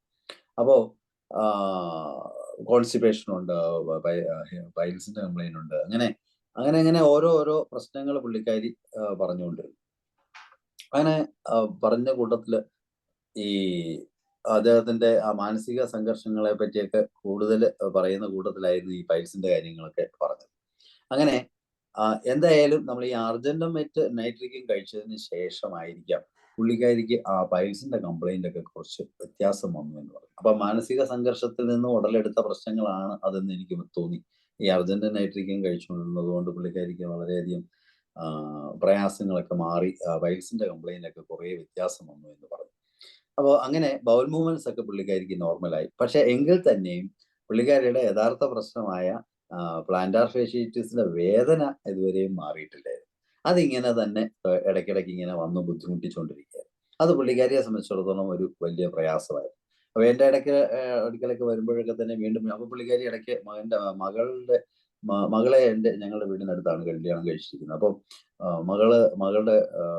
മകളെയും കൊണ്ടൊക്കെ വരുമായിരുന്നു. അപ്പം അവരോടൊക്കെ ഇങ്ങനെ ഇതിനെയൊക്കെ പറ്റിയൊക്കെ പറയുന്നു, വേദന മാറുന്നില്ല എന്ന്. അപ്പൊ നമുക്ക് ആകെപ്പാടെ ഒരു വലിയ സങ്കടമായിരുന്നു. കാരണം ഈ പുള്ളിക്കാരി വന്നത് പ്ലാന്റാർ ഫേഷ്യേറ്റിസും ആണ്. പക്ഷെ വേറെ കുറെ കാര്യങ്ങളൊക്കെ മാറിയെങ്കിൽ പോലും യഥാർത്ഥ പ്രശ്നം പുള്ളിക്കാരി ഇപ്പോഴും അനുഭവിച്ചുകൊണ്ടിരിക്കും. അതൊരു മാനസികമായിട്ട് നമ്മളെ ബുദ്ധിമുട്ടിച്ചു. അപ്പം വീണ്ടും കാര്യങ്ങളൊക്കെ ചോദിച്ചു. അങ്ങനെ ഞാൻ പിന്നെ കേസ് എടുത്തു കഴിഞ്ഞപ്പോൾ പുള്ളിക്കാരിയുടെ കുറെ മാനസിക പ്രശ്നങ്ങൾ കുറെ കൂടെയൊക്കെ വെളിയിൽ വന്നു. അപ്പം അതായത് പുള്ളിക്കാരി ഒരു പെട്ടെന്ന് ചേഞ്ച് ചെയ്യുന്ന ഒരു മൂഡ് ചേഞ്ചിങ് വരുന്ന ഒരു ആളാണെന്ന് മനസ്സിലായി. അതുപോലെ തന്നെ ഭയങ്കര ദാഹമില്ല എന്നൊക്കെ. അങ്ങനെ ഞാനത് പൾസാറ്റില 10M ഹൈപ്പോട്ടൻസി തന്നെ ഞാൻ യൂസ് ചെയ്തു. കാരണം ഇത് കുറേ നാളായിട്ടുള്ളൊരു പ്രശ്നം തന്നെയാണ്. അത് തന്നെ മാനസികമായ പ്രയാസം അനുഭവിക്കുന്ന ഒരാളായതുകൊണ്ട് തീർച്ചയായിട്ടും ഞാൻ ഹൈപ്പോട്ടൻസി തന്നെയാണ് അതിന് കൊടുത്തത്. പൾസാറ്റിലെ 10M ആണ് ഒരു ഡോസ് കൊടുത്തത്. ഈ പൾസാറ്റിലെ 10M ഒരു ഡോസ് കൊടുത്തു. അതിനുശേഷം അത് ഞാൻ കൊടുത്തത് എങ്ങനെയാണെന്ന് വെച്ച് കഴിഞ്ഞാൽ പൾസാറ്റിലെ 10M ഒരു 1/2 ഗ്ലാസ് വെള്ളത്തിൽ കലക്കി വെച്ചിട്ട് അതിനകത്ത് നിന്ന് 1 ടീസ്പൂൺ വീതം ഓരോ മണിക്കൂർ കഴിക്കത്തക്ക രീതിയിലാണ് കൊടുത്തത്. അങ്ങനെയാണ് അത് കൊടുത്തത്. അതായത് 1/2 ഗ്ലാസ് വെള്ളത്തിൽ കലക്കി, തിളപ്പിച്ചാർച്ച വെള്ളത്തിൽ കലക്കി വെക്കുക. എന്നിട്ട് അതിനകത്ത് നിന്ന് 1 ടീസ്പൂൺ വീതം 1 മണിക്കൂർ ഇടവിട്ട് കഴിക്കാൻ പറഞ്ഞു. ഒരു 1 ഡേ മുഴുവൻ അങ്ങനെ കഴിച്ചോളാൻ പറഞ്ഞു. അങ്ങനെ എന്തായാലും കഴിച്ചിട്ട് ഒരാഴ്ച കഴിഞ്ഞപ്പോൾ തന്നെ പുള്ളിക്കാരിയുടെ കാലിന്റെ വേദനകളൊക്കെ കുറയാൻ തുടങ്ങി. പിന്നെ പുള്ളിക്കാരി കുറച്ചുകൂടെ, അപ്പൊ അത് കുറയുന്നു എന്ന് അറിഞ്ഞപ്പോൾ തന്നെ പുള്ളിക്കാരിക്ക് സന്തോഷമായി. പുള്ളിക്കാരി വീണ്ടും വരാൻ തുടങ്ങി. മെഡിസിൻസ് ഒക്കെ വീണ്ടും കഴിക്കാൻ തുടങ്ങി. അപ്പൊ നേരത്തെ കൊടുത്തുകൊണ്ടിരുന്ന അർജന്റൻ നൈട്രിക്കും ഒക്കെ നിർത്തി വെച്ചിരിക്കുകയായിരുന്നു ഇടക്കാലത്ത്. പക്ഷെ വീണ്ടും നമ്മൾ മരുന്ന് കഴിക്കാനായിട്ട് തുടങ്ങിയപ്പോൾ പുള്ളിക്കാരി അതൊക്കെ വീണ്ടും കഴിക്കാൻ തുടങ്ങി. അപ്പം ചെറിയ പ്രശ്നങ്ങളൊക്കെ അതിനിടയ്ക്ക് ഉണ്ടായിക്കൊണ്ടിരുന്നു. അതുകൊണ്ടാണ് വീണ്ടും ആ മെഡിസിൻ അർജന്റൻ നൈട്രിക്ക് എനിക്ക് കൊടുക്കേണ്ടി വന്നത്. അപ്പൊ ഞാൻ അർജന്റൻ നൈട്രിക്ക് പൾസാറ്റില 10M കൊടുത്തതിന് ശേഷം അർജന്റൻ നൈട്രിക്കും 1M വീണ്ടും ഞാൻ ഒരു ഡോസ് കൊടുത്തു. ഒരു ഡോസാണ് കൊടുത്തത്. അപ്പോൾ അതിനുശേഷം പുള്ളിക്കാരിയുടെ കാലുവേദനയൊക്കെ കുറഞ്ഞു, കുറച്ച് സന്തോഷമായിട്ടൊക്കെ ഇരിക്കുകയായിരുന്നു. പക്ഷേ ഏകദേശം ഒരു 2 മാസം കഴിഞ്ഞപ്പോൾ വീണ്ടും ഈ പ്രശ്നം വീണ്ടും ഉടലെടുത്തു. വേദന വീണ്ടും, കാലുവേദന, പുറ്റുവേദന ഭയങ്കരമായിട്ട് അസഹനീയമായ രീതിയിൽ വീണ്ടും വന്നു. അങ്ങനെ എന്നപ്പോഴാണ് ഞാൻ മെഡിസിൻസ് ഒക്കെ നോക്കുമ്പോൾ ഹെലോഡർമ 30 ഈ പ്ലാന്റാർ ഫേഷ്യേറ്റിസിന് നല്ലതാണെന്ന് ഒരു ഡോക്ടർ എന്നോട് പറഞ്ഞു. അങ്ങനെ ഞാൻ ഹെലോഡർമ 30 ഒരു 5 ഗുളിക വീതം രാവിലെയും വൈകിട്ടുമായിട്ട് കൊടുത്തു. അപ്പൊ പൾസാറ്റിലെ 10 ഞാൻ വീണ്ടും ഒരു ഡോസും കൂടെ വീണ്ടും റിപ്പീറ്റ് ചെയ്തു. കാരണം 2 മാസം ആയി കൊടുത്തിട്ട്. അപ്പൊ പൾസാറ്റിലെ 10 വീണ്ടും ഞാൻ ഒരു ഡോസ് കൂടെ കൊടുത്തു. അതിനോടൊപ്പം തന്നെ ഹെലോഡർമ 30 ഞാൻ ഡോക്ടർ പറഞ്ഞതനുസരിച്ച് ഹെലോഡർമ 30 കൂടെ ഞാൻ കൊടുത്തു. അപ്പോൾ ഈ ഹെലോഡർമ 30 കൊടുത്തു. അതിനുശേഷം പുള്ളിക്കാരിയുടെ വേദനകൾക്ക് വളരെയധികം ആശ്വാസം ഉണ്ടായി. ആ ഹെലോഡർമ 30 കണ്ടിന്യൂ ചെയ്ത് ഏകദേശം ഒരു 2 മാസത്തോളം ഞാൻ ആ മെഡിസിൻ കണ്ടിന്യൂ ചെയ്തു. അതിന് ഏതാണ്ട് ഇപ്പോൾ വന്നിട്ട് ഏതാണ്ട് ഒരു 2-3 വർഷത്തോളമായി. അതിനുശേഷം പുള്ളിക്കാരിക്ക് കാലുവേദനയെ ഉപ്പൂറ്റി വേദനയെ വന്നിട്ടില്ല. ഭയങ്കരമായ റിലീഫായിരുന്നു. അത് വലിയൊരു ഇതാണ്. ഞാൻ ആദ്യമായിട്ട്, കാരണം ഈ ഹെലോഡർമ 30 ഒന്നും അങ്ങനെ നമ്മളൊന്നിനും ഒരു കാര്യത്തിനും അങ്ങനെ യൂസ് ചെയ്തില്ല. പക്ഷേ ഈ പ്ലാന്റാർ ഫേഷ്യേറ്റിസിന് ഹെലോഡർമ 30 നല്ലൊരു മെഡിസിനാണ്. തീർച്ചയായിട്ടും അത് വളരെ പ്രയോജനം ചെയ്യും. രാവിലെയും വൈകിട്ടും 5 ഗുളിക വീതം രാവിലെയും വൈകിട്ടും കണ്ടിന്യൂസ് ആയിട്ട് ഒരു കുറച്ച് നാൾ കൊടുത്തേ ഉള്ളൂ. പക്ഷേ ഞാൻ 3 വർഷത്തോളമായി. ഇപ്പോൾ ഇതുവരെയും പുള്ളിക്കാരിക്ക് സ്ഥിരം വരുന്നുണ്ട്. മറ്റു പല പ്രശ്നങ്ങളുമായിട്ട് വരുന്നുണ്ടെങ്കിൽ പോലും ഈ ഉപ്പൂറ്റി വേദനയ്ക്ക് പുള്ളിക്കാരിക്ക് വളരെ സക്സസ് ആയിരുന്നു. അത് വലിയൊരു അനുഭവമാണത്. അതുപോലെ തന്നെ പിന്നീട് പറയാനുള്ളത് നമ്മൾ സ്ഥിരം പറയാറുള്ള, അതായത് മിക്കവാറും കൊടുക്കാറില്ല, അതായത് എൻ്റെ അടുക്കൽ ഈ അടുത്ത സമയത്ത് ഒരു അമ്മ എന്നെ ഫോൺ ചെയ്തു. ഡോക്ടറെ ഡോക്ടർക്ക് എന്നെ ഓർമ്മയുണ്ടോ എന്ന് ചോദിച്ചു. അപ്പൊ ഞാൻ പറഞ്ഞു, ഇല്ല, എനിക്ക് ഓർമ്മയില്ല. ഡോക്ടറെ, ഞാൻ കുറേ നാള് മുമ്പ്, ഒരു 2-3 വർഷം മുമ്പ് ഡോക്ടറെ കാണാൻ വന്നിരുന്ന ഒരാളാണ്. ഞാൻ കായംകുളത്ത് ആശുപത്രിയിൽ വന്ന ആളാണ്. അപ്പൊ അന്ന് ഞാൻ ഇതിന്റെ ഡി അഡിക്ഷന് മെഡിസിൻ കൊടുത്തുകൊണ്ടിരിക്കുക. അവിടുത്തെ ഡി അഡിക്ഷൻ സെന്ററിന്റെ ചാർജ് എനിക്കായിരുന്നു. അപ്പൊ അന്ന് അവിടെ ഞാൻ മെഡിസിൻ കൊടുത്തുകൊണ്ടിരിക്കുന്ന സമയമാണ്. അപ്പൊ അന്ന് വന്ന ഒരാളാണ്. 3 അല്ല, ഒരു 5-6 വർഷത്തിന് മുമ്പ് വന്ന ഒരു കേസാണ്. അപ്പോൾ ഞാൻ എന്നോട് പറഞ്ഞു, ഇന്നപോലെ 6 വർഷം മുമ്പ് ഇതുപോലെ അവിടെ ആശുപത്രിയിൽ വന്ന ഒരാളാണ്. അപ്പൊ അന്ന് ഇപ്പൊ ഞാൻ വിളിക്കുന്നത് അതിന് വേണ്ടിയിട്ടല്ല. ഇപ്പൊ എൻ്റെ മകന്റെ ഒരു പ്രശ്നമായിട്ടാണ് ഞാൻ വിളിക്കുന്നത്.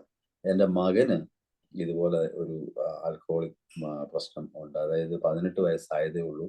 അവന് ലഹരി ധാരാളമായിട്ട് ഉപയോഗിക്കുന്നു. മദ്യം ഉപയോഗിക്കാനായിട്ടൊക്കെ ടെൻഡൻസി ഉണ്ട്. ലഹരിയുടെ പിടിയിലോട്ട് അകപ്പെട്ടു പോകുന്ന ഒരവസ്ഥയിലേക്ക് പുള്ളി എത്തുന്നു എന്നുള്ള ഒരു ഇതിലാണ് അമ്മ എന്നെ വിളിച്ചത്. അത് മാത്രമല്ല, +2 പഠിക്കുന്ന ഒരു കുട്ടിയും കൂടെയാണ്. അപ്പം പഠിക്കാനൊക്കെ നല്ല മിടുക്കനായിട്ടൊരു +1 നല്ല മാർക്കൊക്കെ ഉണ്ടായിരുന്നു. 10th ഫുൾ A+ ഉള്ളൊരു കുട്ടിയായിരുന്നു.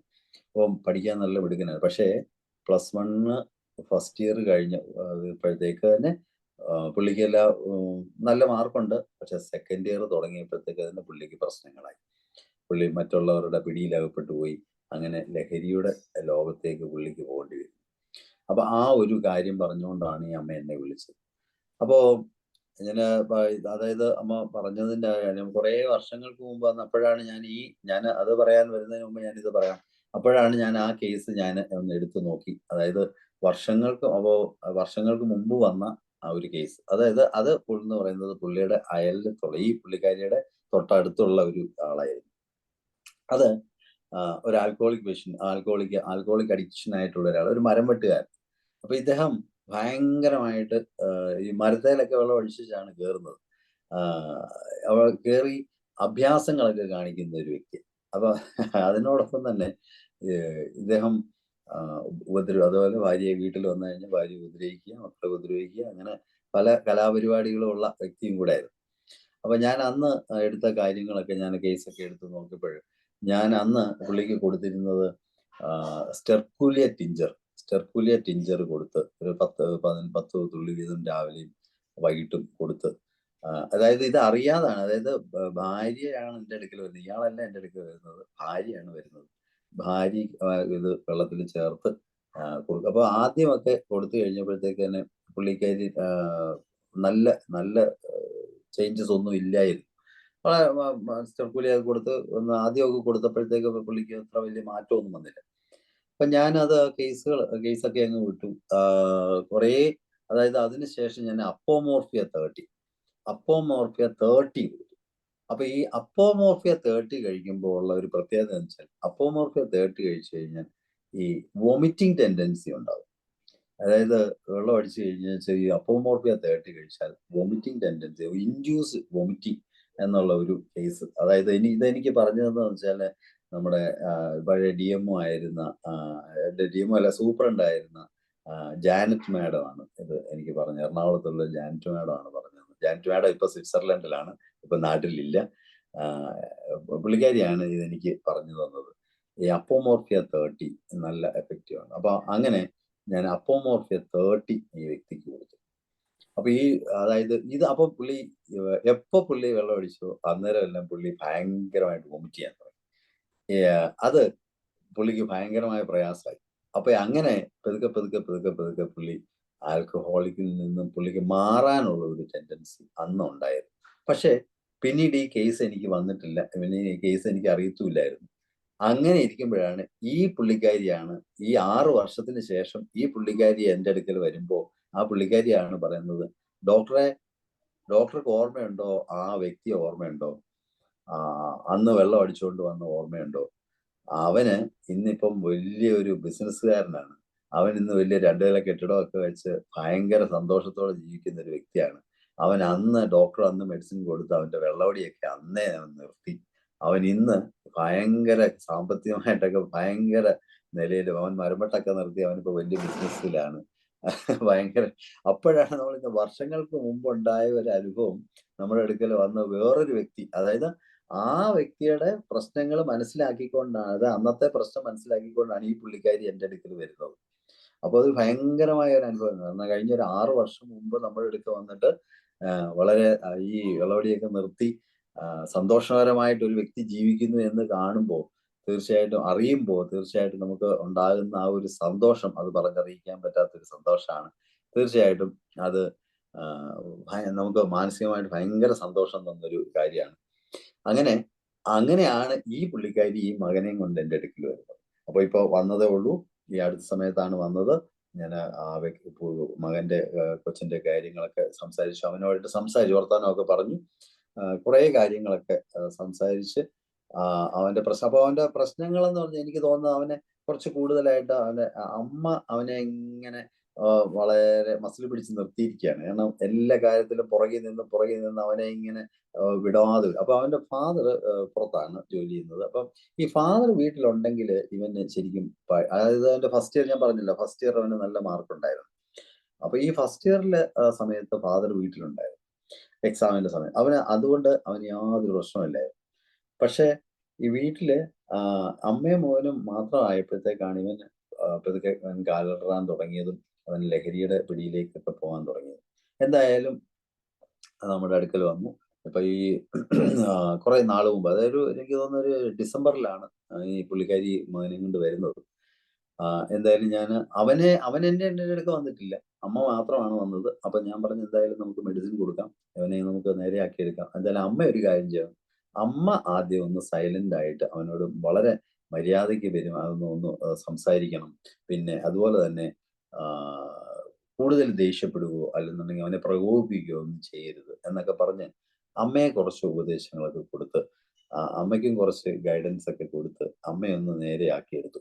അപ്പൊ ഇപ്പം ശരിക്കും പറഞ്ഞു കഴിഞ്ഞാല് അമ്മ അവനെ ഇങ്ങനെ വളരെ ഒരു വല്ലാത്ത രീതിയിലാണ് അവനെ ഇങ്ങനെ വളർത്തിക്കൊണ്ട് വന്നത്. അപ്പൊ അതിൻ്റെതായ ഒരു ചില പ്രശ്നങ്ങൾ അവനുണ്ടായിരുന്നു. അപ്പൊ അമ്മ കുറച്ച് മൈൽഡൊക്കെ ആയി, ദേഷ്യമൊക്കെ മാറി, അമ്മ ഇങ്ങനെ അവനെ സോഫ്റ്റ് ആയിട്ട് സംസാരിക്കാനും കാര്യങ്ങളൊക്കെ സംസാരിക്കാനും ഒക്കെ തുടങ്ങിയപ്പോഴത്തേക്ക് അവന്റെ വിഷമങ്ങളൊക്കെ കുറെ മാറി. അവൻ പതുക്കെ മറ്റേ അതായത് ലഹരിയുടെ പിടിയിൽ നിന്നും പതുക്കെ ഈ 2 മാസം കൊണ്ട് തന്നെ അവൻ മാറി വരുന്നുണ്ട്. അതുപോലെ തന്നെ അവൻ പഠിക്കാൻ തുടങ്ങി. അവൻ പുസ്തകങ്ങളൊക്കെ, അവന്റെ പഴയ പുസ്തകങ്ങളൊക്കെ തല്ലി പൊക്കിയെടുത്ത് അവൻ +2 എക്സാം വരാൻ പോവല്ലേ, ഈ മാർച്ച് എക്സാം തുടങ്ങാം. അപ്പൊ എന്തായാലും ഒരു 2 ആഴ്ചക്ക് മുമ്പ് തന്നെ അവന്റെ മാറ്റങ്ങൾ ശരിക്കും വന്നു. നമ്മൾ കൊടുത്തത് വേറൊന്നുമല്ല, നെക്സോമിക്ക 1 കൊണ്ട് കൊടുത്തത്. നെക്സോമിക്ക 1, അതായത് ഡെയിലി ഒരു ഡോസ് വീതം, ഡെയിലി ഒരു ഡോസ് വീതം നെക്സോമിക്ക വണ്ണം അമ്മയോട് പറഞ്ഞത് ഒരു ഗ്ലാസ് വെള്ളത്തിൽ കലക്കി അവൻ കുടിക്കാൻ കൊടുക്കുന്ന വെള്ളത്തിനകത്ത് ഒരു ഗ്ലാസ് വെള്ളത്തിനകത്ത് കലക്കിയും കൊടുത്തേക്കാൻ പറഞ്ഞു. അങ്ങനെ ഡെയിലി ഒരു ഡോസ് വീതം നെക്സോമിക്ക വണ്ണം ഞാൻ കഴിഞ്ഞ ഒരു മാസക്കാലമായിട്ട് കൊടുത്തോണ്ടിരിക്കുകയാണ്.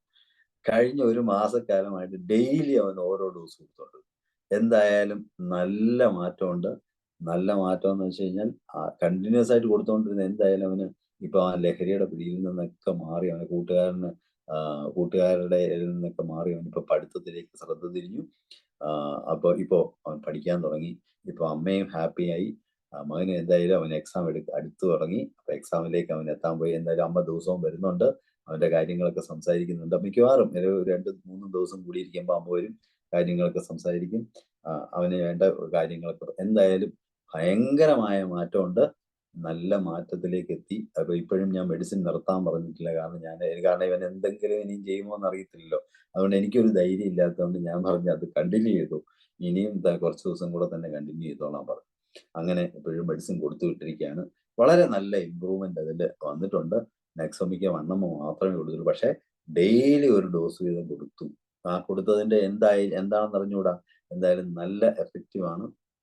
അവന് നല്ല മാറ്റം ഉണ്ടായി. അവനെ നമുക്ക് ലഹരിയുടെ പിടിയിൽ നിന്നും അവനെ കൊണ്ടുവരാൻ സാധിച്ചു എന്നുള്ളതാണ് ഇതിനകത്ത് ഏറ്റവും വലിയ ഒരു സന്തോഷം. അപ്പോ അങ്ങനെ അതാണ് അങ്ങനെ ഒരു അനുഭവം ജീവിതത്തിൽ ഉണ്ടായി. അതോടൊപ്പം തന്നെ അടുത്ത ഒരു കേസ് പറയാൻ ഉദ്ദേശിക്കുന്നത് ഒരു ഹൈപ്പർ തൈറോയിഡിസം കേസാണ്. ഈ ഹൈപ്പർ തൈറോയിഡിസം കേസ് എന്ന് പറഞ്ഞു കഴിഞ്ഞാൽ ഹൈപ്പർ തൈറോയിഡ് ആണോ ഹൈപ്പോ തൈറോയിഡ് ആണോ എന്ന് അവർക്ക് ശരിക്കും കണ്ടു. കാരണം ഈ പുള്ളിക്കാരി ദുബായിലാണ്. ഈ ദുബായിലുള്ളൊരു വ്യക്തിയാണ്. ശരിക്കും നല്ല ഫാറ്റി ലേഡിയാണ്. നല്ല വണ്ണവും. അമ്മയും മകളും കണ്ടു കഴിഞ്ഞാൽ അമ്മ രണ്ടുപേരും കട്ടക്കിരിക്കും ഒറ്റപോലെ. അതായത് അത്രയ്ക്ക് തടിയാണ്. ഈ അതായത് ദുബായിൽ ഇവര് ടെസ്റ്റ് ചെയ്യുമ്പോൾ ഇവർക്ക് തൈറോയിഡിന്റെ അളവ് വളരെയധികം കൂടുതലാണ്.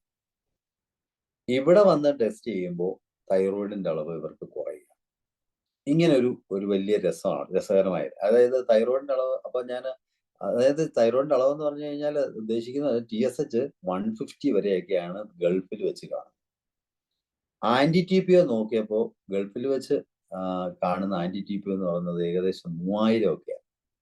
ആന്റി-TPO 3000 ഒക്കെ ആയിരുന്നു. അപ്പം പുള്ളിക്കാരിക്ക് ഒത്തിരി പ്രശ്നങ്ങൾ, അതായത് ഫാറ്റി ലേഡിയാണ്, PCOD ഉണ്ട്, പിന്നെ അതുപോലെ തന്നെ ആങ്സൈറ്റി ഉണ്ട്, പലതരത്തിൽ. അതായത് പ്രശ്നം മാനസികമായിട്ട് പുള്ളിക്കാരി ഭയങ്കരമായിട്ട് ടെൻസ്ഡ് ആയിട്ടുള്ള ഒരു വ്യക്തിയാണ്. എന്താണ് പ്രശ്നം എന്ന് വെച്ച് കഴിഞ്ഞാൽ ഒരു ഫാമിലി, അതായത് ഹസ്ബൻഡ് അവരുമായിട്ട് അത്ര നല്ല ടേംസിലല്ല. അപ്പൊ അമ്മയും മകളും മാത്രമാണ് താമസിക്കുന്നത്. ഹസ്ബൻഡ് ഡൈവോഴ്സിന് ആപ്ലിക്കേഷൻ കൊടുത്തിരിക്കുകയാണ്.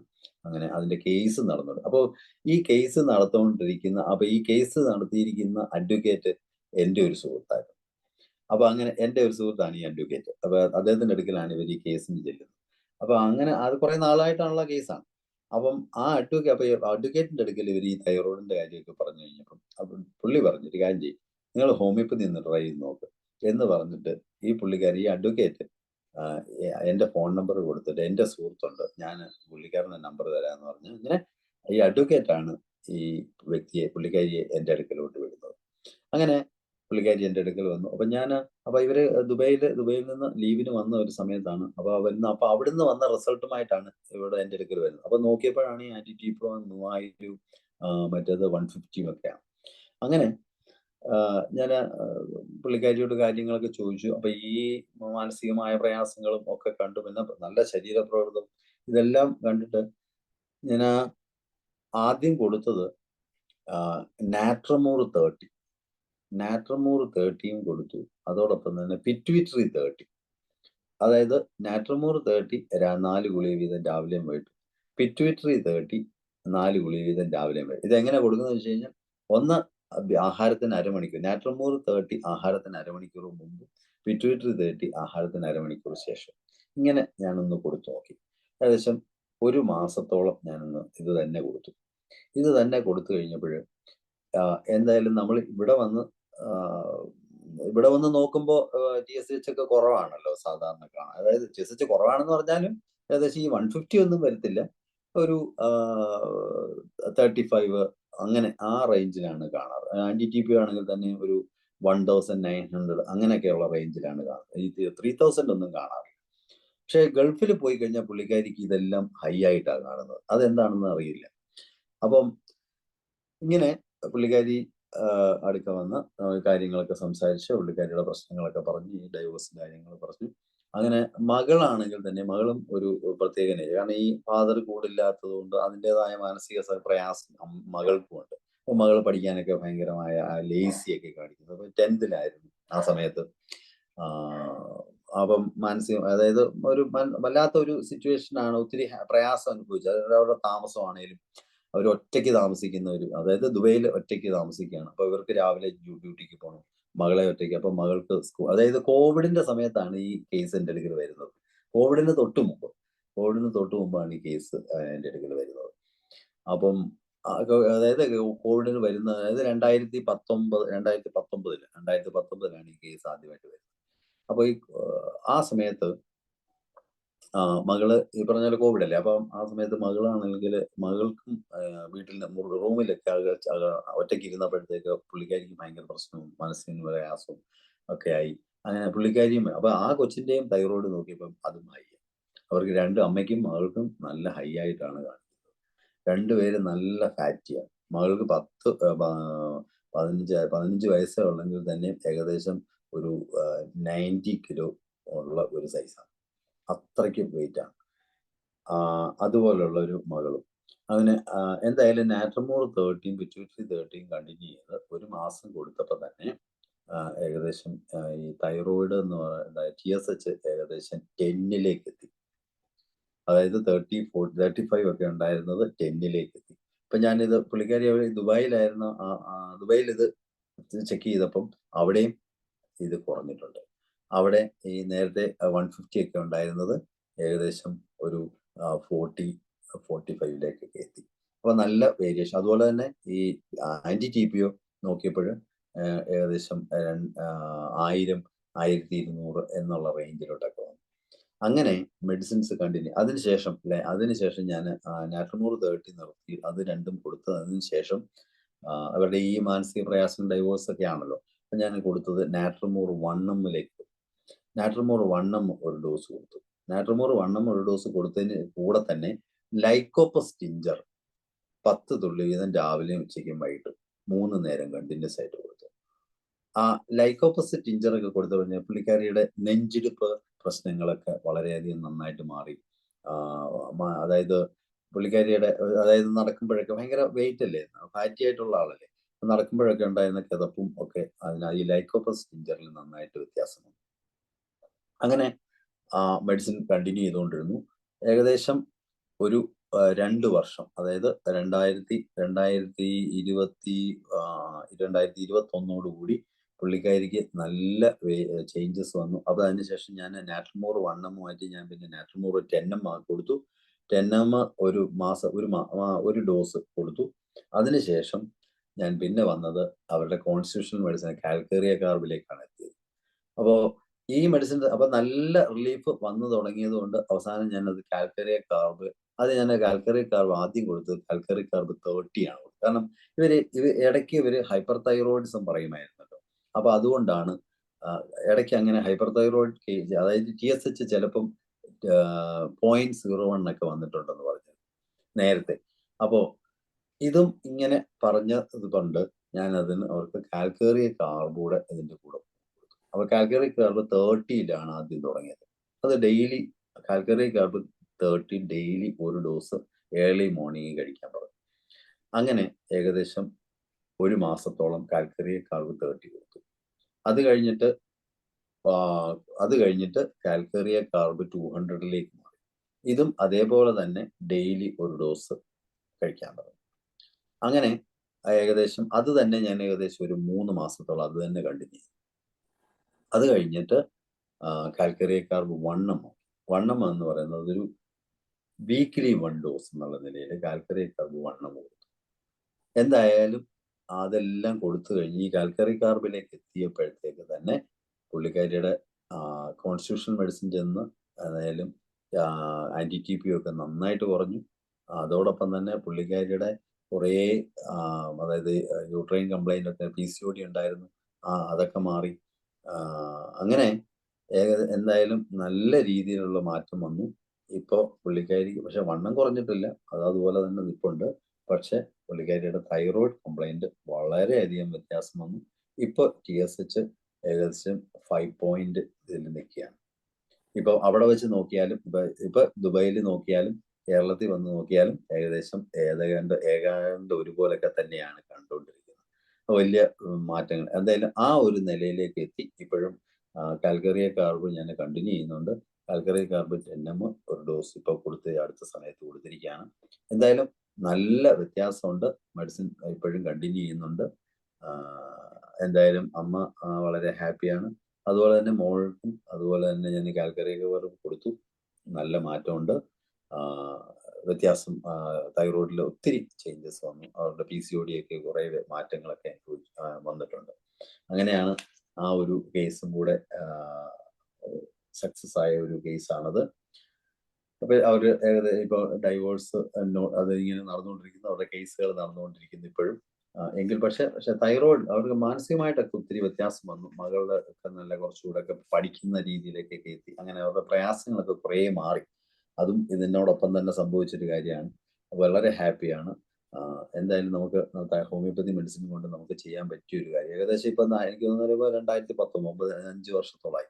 ഈ 5 വർഷം കൊണ്ടാണ് നമുക്ക് ഇത്രയും മാറ്റങ്ങളിലേക്ക് എത്തിക്കാൻ പറ്റിയത്. കാരണം മറ്റേത് അവര് സ്ഥിരം അവിടെ വെച്ച് അവര് പറഞ്ഞത് ഇത് നിങ്ങളെയും കൊണ്ടേ പോകത്തുള്ളൂ, അതുകൊണ്ട് നിങ്ങൾ ഇത് ശരിയാവത്തില്ല. അവർ പറഞ്ഞ് ഹോമിയോപ്പതി മെഡിസിൻ കഴിക്കുന്നുണ്ടെന്നൊക്കെ അവിടെ ചെന്ന് പറഞ്ഞു. അവർ പറഞ്ഞ് നിങ്ങളങ്ങനെ ചെയ്തു കഴിഞ്ഞാൽ നിങ്ങളെ ജീവിതം നഷ്ടമാവും, അങ്ങനെ ഇങ്ങനെയാന്നൊക്കെ പറഞ്ഞ് അവരെ പേടിപ്പിച്ചിരുന്നു. പക്ഷെ അവര് വളരെ നമ്മളോടൊപ്പം തന്നെ അവർ നിന്നു. വേറെ ഒരു മെഡിസിനും അവർ കഴിക്കാതെ നമ്മളോടൊപ്പം തന്നെ ഇത്രയും നാളായിട്ട് നമ്മളോടൊപ്പം നിന്നു. ഭയങ്കര സന്തോഷമാണ്. അവരുടെ ഫാമിലി കുറേ പേരുണ്ട്. അവരൊക്കെ എവിടെങ്കിലും ഒരു പ്രശ്നം വന്നാലും അവരെ ഉടനെ എന്നെ കാണാനായിട്ട് പറഞ്ഞു വിടും. അതുപോലെ ആ ഫാമിലി മൊത്തം നല്ലൊരു പങ്ക് ആൾക്കാർ നമ്മളോടൊപ്പം തന്നെ ഹോമിയോപ്പതി സിസ്റ്റത്തിലേക്ക് കടന്നു വന്നു എന്നുള്ളത് തന്നെയാണ് ഇതിനകത്തിലെ ഏറ്റവും വലിയൊരു നേട്ടമായിട്ട് നമുക്ക് എടുത്തു പറയാനുള്ളത്. പിന്നെ സമയമുണ്ടോ ഇനിയും പറയാൻ? ഒരു കേസ് പറയാം. ഓക്കെ. അപ്പൊ അടുത്ത ഞാൻ ഉദ്ദേശിക്കുന്നത് എൻ്റെ വീടിനടുത്ത് തന്നെയുള്ളൊരു കേസാണ്.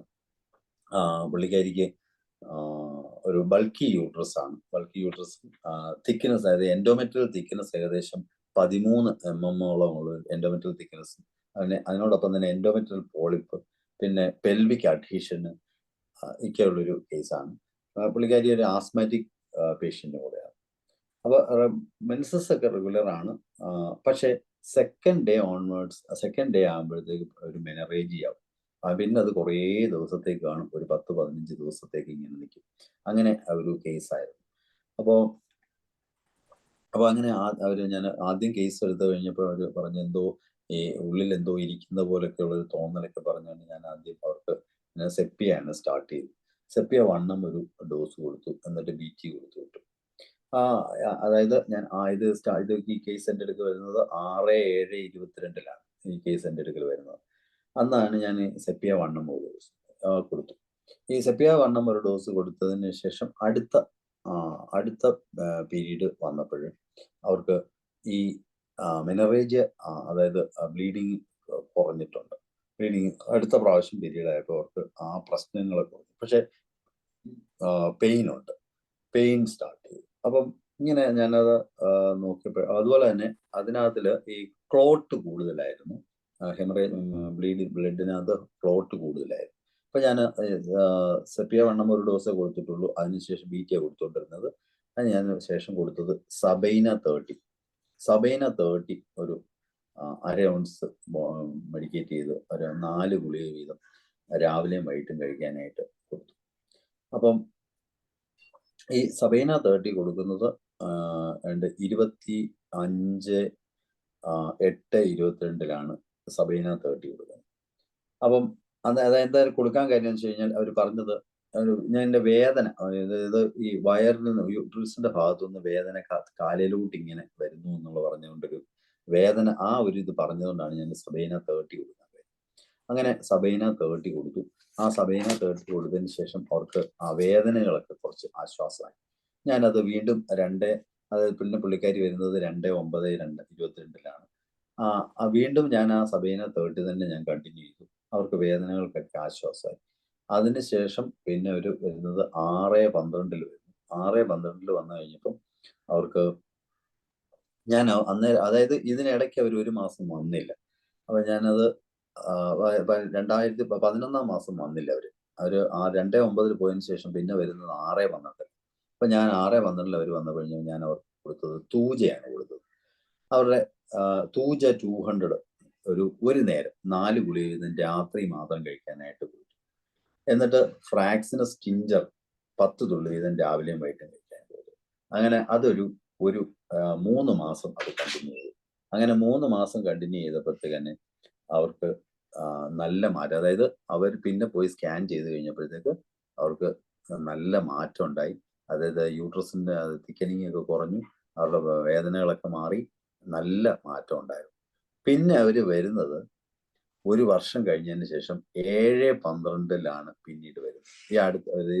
ഈ അടുത്ത സമയത്ത് വരുന്നത് അപ്പോഴാണ് ഇവര്. അപ്പൊ ഈ 1 വർഷക്കാലം അവർ എൻ്റെ അടുക്കൽ വരുന്നില്ല. ഈ 1 വർഷക്കാലം അവർ വന്നപ്പോൾ ഞാനപ്പോ അന്നേരമാണ് ഇവര് ഇടയ്ക്ക് പോയി CT സ്കാൻ ഒക്കെ ചെയ്തു.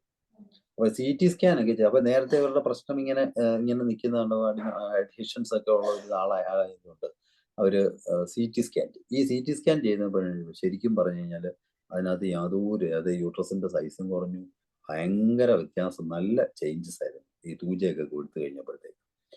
അങ്ങനെ തൂജ 200 ഈ കേസ് നല്ല ഇമ്പ്രൂവ്മെന്റ്. അവരുടെ ഫൈബ്രോയിഡ് ഉണ്ടായിരുന്നു, ആ ഫൈബ്രോയിഡ് ഒക്കെ ചുരുങ്ങി നല്ല വ്യത്യാസം അവർക്കുണ്ടായിരുന്നു. പിന്നെ വരുന്നത് 7/12 വരുന്നത് അവർക്ക് റൈറ്റ് ഓവറിയിൽ ഒരു സിസ്റ്റ് ഉണ്ടെന്ന് പറഞ്ഞാണ് പിന്നെ വരുന്നത്. അത് ഈ അടുത്ത സമയത്താണ് വന്നത്. അങ്ങനെ അതായത് 1.3 സെന്റിമീറ്റർ 1 സെന്റിമീറ്ററിലുള്ള ഒരു സിസ്റ്റ് ഉണ്ട്. ഭയങ്കര വയലന്റ് പെയിനുമായിട്ടാണ് ഇത് വരുന്നത്. ഒരു നബോത്തിയൻ സിസ്റ്റും ഒക്കെ ഉണ്ട്. അങ്ങനെ വന്നപ്പോൾ ഞാൻ അതിനകത്ത് ആദ്യം കൊടുത്തത് ഓവാറ്റോസ്റ്റ 3x 4 ഗുളിക വീതം രാവിലെയും വൈകിട്ടും കൊടുത്തു. പിന്നെ ഓവറി കംപ്ലൈന്റ് എന്നുള്ള നിലയിൽ സിസ്റ്റം എന്നുള്ള നിലയിൽ എപ്പിസ് 30 4 വീതം രാവിലെയും കൊടുത്തു. അങ്ങനെ കൊടുത്തു. അവരുടെ വേദനകളൊക്കെ നല്ല മാറ്റമായി.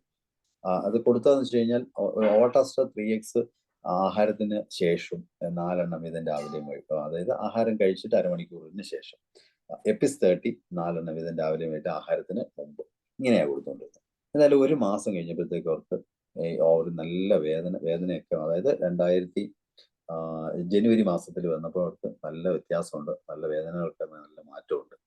പിന്നെ ഞാൻ കൊടുത്തത് പലേഡിയം 1 ഡോസ് കൊടുത്തു.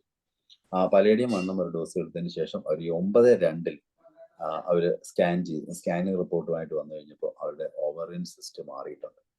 ഭയങ്കര ചേഞ്ചാണ് പെട്ടെന്നുണ്ടായത്. അതായത് പലേഡിയം 1 ഞാൻ ലാസ്റ്റിൽ ഒരു ഡോസ് മെഡിസിൻ കൊടുത്തത്.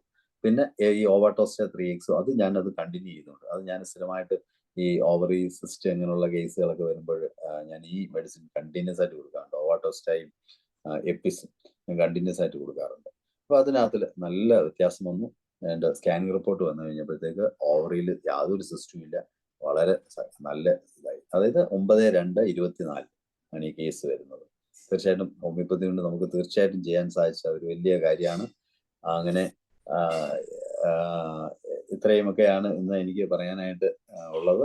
എന്തായാലും നമുക്ക് ദൈവം സഹായിച്ച് കുറെ കേസുകൾ അങ്ങനെ സക്സസ് ആയി. ഹോമിയോപ്പതിയിൽ കൂടി നമുക്ക് അങ്ങനെ ഒരു ദൈവം നമ്മളെ നടത്തുന്നു എന്നുള്ളത് പറയാനായിട്ട് ഇടയായി. എന്തായാലും ഇങ്ങനെ ഒരു അവസരം തന്നതിന് നന്ദി പറഞ്ഞുകൊണ്ട് ഞാൻ എൻ്റെ വാക്കുകൾ ചോദിക്കുന്നു. നന്ദി, നമസ്കാരം. നന്ദി ഡോക്ടറെ. എന്തായാലും വളരെ നല്ല 5 കേസാണ് ഡോക്ടർ നമ്മളോട് പറഞ്ഞത്. ഒന്ന് ക്രോണിക് ഫാരിഞ്ചൈറ്റിസ്, പിന്നെ ഹീൽ പെയിൻ ആയിരുന്നു, പിന്നെ ഡി അഡിക്ഷൻ്റെ ആയിരുന്നു, ഹൈപ്പർ തൈറോയിഡിസവും, പിന്നെ ബൾക്കി യൂട്രസിൻ്റെ.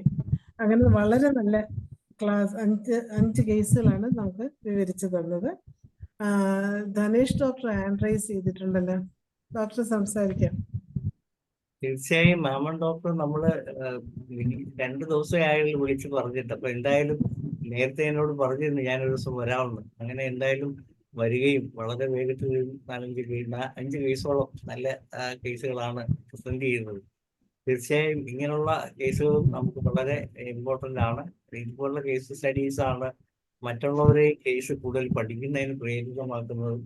ഡോക്ടർ പറഞ്ഞ പോലെ ആ തൈറോയ്ഡ് കേസിലൊക്കെ സാധാരണഗതിയിൽ എല്ലാവരും ഒന്ന് കൺഫ്യൂസ് ആകാറുണ്ട്. ഇത് കൊളോയിഡൽ ഗോയിറ്ററാണോ, അത് അങ്ങനെയുള്ള എന്തെങ്കിലും ഇന്റേണൽ പ്രശ്നങ്ങൾ കൊണ്ടാണോ ഇത്രയൊക്കെ തൈറോയ്ഡ് TSH ഇത്രയും കൂടുന്നത്, സ്വാഭാവികമായിട്ട് അത് തിരിച്ചു വരാൻ സാധ്യതയുണ്ടോ? അപ്പം അലോപ്പതിക് മെഡിക്കൽ ഫീൽഡിലാണെങ്കിൽ സാധാരണഗതിയിൽ അത് തൈറോക്സിനും ഒക്കെ ഒരു 200 ആയിരിക്കും ചിലപ്പോൾ അങ്ങനെയുള്ളവർക്ക് കൊടുക്കുന്ന സ്റ്റാർട്ടിങ്ങിൽ തന്നെ. പിന്നെ അവന്റെ കാര്യം അങ്ങനെ വളരെ പരിതാപകരമായ അവസ്ഥയിലാണ്. കാരണം തടിയൊക്കെ കൂടും, കൈകാലുകൾ പൊക്കാൻ പറ്റാത്ത റൊമറ്റോയിഡ് ആർത്തറൈറ്റിസ് പിന്നീട് ഡെവലപ്പ് ചെയ്യും. നമുക്കിതൊന്നും ഇല്ലാതെ തന്നെ അതിനെ തിരിച്ച് നോർമലാക്കാൻ പറ്റുമെന്ന് പറയുമ്പോൾ അതൊരു വലിയ കാര്യം തന്നെയാണ്. എന്ന് മാത്രമല്ല, ഡോക്ടർ പറഞ്ഞ പോലെ ഒരു കേസ് നമുക്കും ഇതുപോലെ സക്സസ് ആയി നോർമലായതിനു ശേഷം ഇന്ന് വരെ അവർക്ക് പിന്നീട് TSH ലെവല് കൂടിയിട്ടില്ല. ഏറ്റവും അവസാനമായിട്ട് ടെസ്റ്റ് ചെയ്തപ്പോൾ പോലും അത് എബോവ് 100 ആയിരുന്നു. അത് ഇപ്പോഴും 1.2 നിൽക്കുകയാണ്. അതിന് മെഡിസിൻ നിർത്തിയിട്ട് ഇപ്പോൾ ഒരു 3 വർഷത്തോളമായി. ഇതുവരെ പിന്നീട് അത് കൂടിയിട്ടില്ല. അപ്പൊ അത്രയ്ക്ക് സുന്ദരമായിട്ട് നമുക്ക് ഹോമിയോപ്പതി ഡോക്ടർമാരുടെ കേസുകൾ നമ്മുടെ മെഡിസിൻ കൊണ്ട് മാറ്റാൻ പറ്റും, അത് പൂർണ്ണമായിട്ട് മാറ്റാൻ പറ്റും എന്നുള്ള ഒരു കാര്യം കൂടി ബോധിപ്പിക്കാനായി. ഏതായാലും നാളെ തന്നെ ഈ വീഡിയോ അപ്ലോഡ് ചെയ്യുന്നുണ്ട്. അപ്പോൾ കൂടുതൽ പേരിലോട്ട് ഇത് എത്തുന്നതായിട്ടുണ്ട്. ഡോക്ടറാണെങ്കിലും ഇങ്ങനെ അതിന്റെ പേരുകൾ വ്യക്തമാക്കാത്ത സ്ഥിതിക്ക് നമുക്ക് ഒരു കുഴപ്പമില്ലാതെ അപ്ലോഡ് ചെയ്യാവുന്ന കേസുകളാണ് ഇതെല്ലാം. തീർച്ചയായും ഇത് കൂടുതൽ ആൾക്കാരിലോട്ട് ഹോമിയോപ്പതി എത്തിക്കുന്നതിന് സഹായജനകമാകും എന്ന് ഇവിടെ പറയാനും ഡോക്ടർക്ക് അഭിനന്ദനങ്ങൾ രേഖപ്പെടുത്താനുമാണ് ഞാൻ ഹാൻഡ് റൈസ് ചെയ്തത്. Thank you doctor. അതുപോലെ ഒരു അനൗൺസ്മെന്റ് കൂടിയുണ്ട്. നാളെ ഈ ബ്രഹ്മാനന്ദന്റെ ജന്മദിന, നമ്മളൊരു ഒരു ഗായകനായിരുന്ന ബ്രഹ്മാനന്ദന്റെ ജന്മദിന വാർഷികത്തോടനുബന്ധിച്ച് ഒരു അനുസ്മരണ ചടങ്ങ് നമ്മൾ ഒരു ഗാന മേള പരിപാടി നമ്മുടെ ഈ ഗ്രൂപ്പിൽ നടത്തുന്നുണ്ട്. അതുകൊണ്ട് ഈ ഗ്രൂപ്പിലുള്ളവരെല്ലാവരും പാട്ട് പാടാനൊക്കെ തയ്യാറായി വരണം എന്നൊരു അഭ്യർത്ഥന കൂടിയുണ്ട്. ഇപ്പോഴേ ഇത് പറയാൻ കാര്യം, അതല്ലെങ്കിൽ ഇത് തീരുമ്പോഴത്തേക്ക് ഈ ചർച്ച തുടങ്ങിക്കഴിഞ്ഞാൽ പല ആൾക്കാരും എല്ലാം കഴിഞ്ഞു ലീവ് ചെയ്യുന്നൊരു പരിപാടി ഉണ്ട്. അതുകൊണ്ടാണ് ആദ്യം തന്നെ അനൗൺസ് ചെയ്തത്. ചർച്ച തുടരാം ഡോക്ടറെ. നന്ദി ഡോക്ടറെ. ഇനി ചന്ദ്രമോഹൻ വൃന്ദാവൻ അത് സംസാരിക്കും.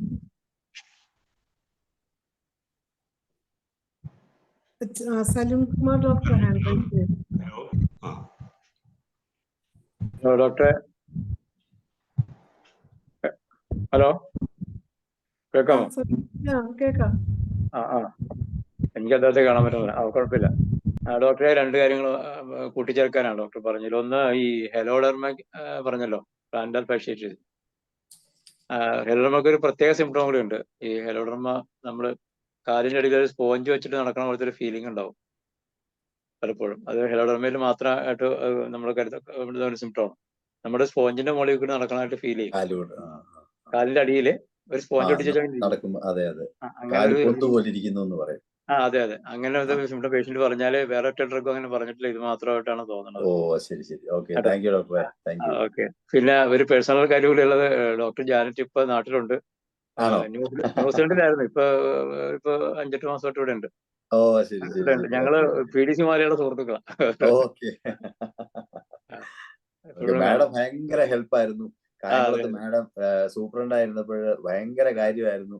ഞങ്ങൾ ഒത്തിരി പ്രചോദനം തന്ന ഒരാളാണ്. ഞങ്ങളിടക്ക് കാണും, വിളിക്കും എപ്പോഴും. ഡോക്ടറോട് മാഡത്തിനോട് പറഞ്ഞാൽ തീർച്ചയായിട്ടും ഞാൻ ഇതിന്റെ ഉണ്ടാന്ന് നോക്കി ചിലപ്പോൾ ഇതിൽ കയറാറുണ്ട്. പക്ഷെ ഇപ്പൊ വീട്ടില് മധുരമൊക്കെ സുഖിലാറുണ്ട്, അതിന്റെ ഒക്കെ തിരക്കില്ല കേട്ടോ. ഞാൻ ഇതിലൊന്നും എല്ലാം നോക്കി വേണ്ടി വന്നിട്ടില്ല. നന്ദി സലീം കുമാർ ഡോക്ടറെ. ചന്ദ്രമോഹൻ ഡോക്ടറാണോ? ചന്ദ്രമോഹൻ ഡോക്ടർ സംസാരിക്കാൻ ആഗ്രഹിക്കുന്നുണ്ടോ? എല്ലാവർക്കും സ്വമേധയെ അൺമ്യൂട്ട് ചെയ്യാവുന്ന രീതിയിലാക്കിയിട്ടുണ്ട്. ചന്ദ്രമോഹൻ ഡോക്ടർ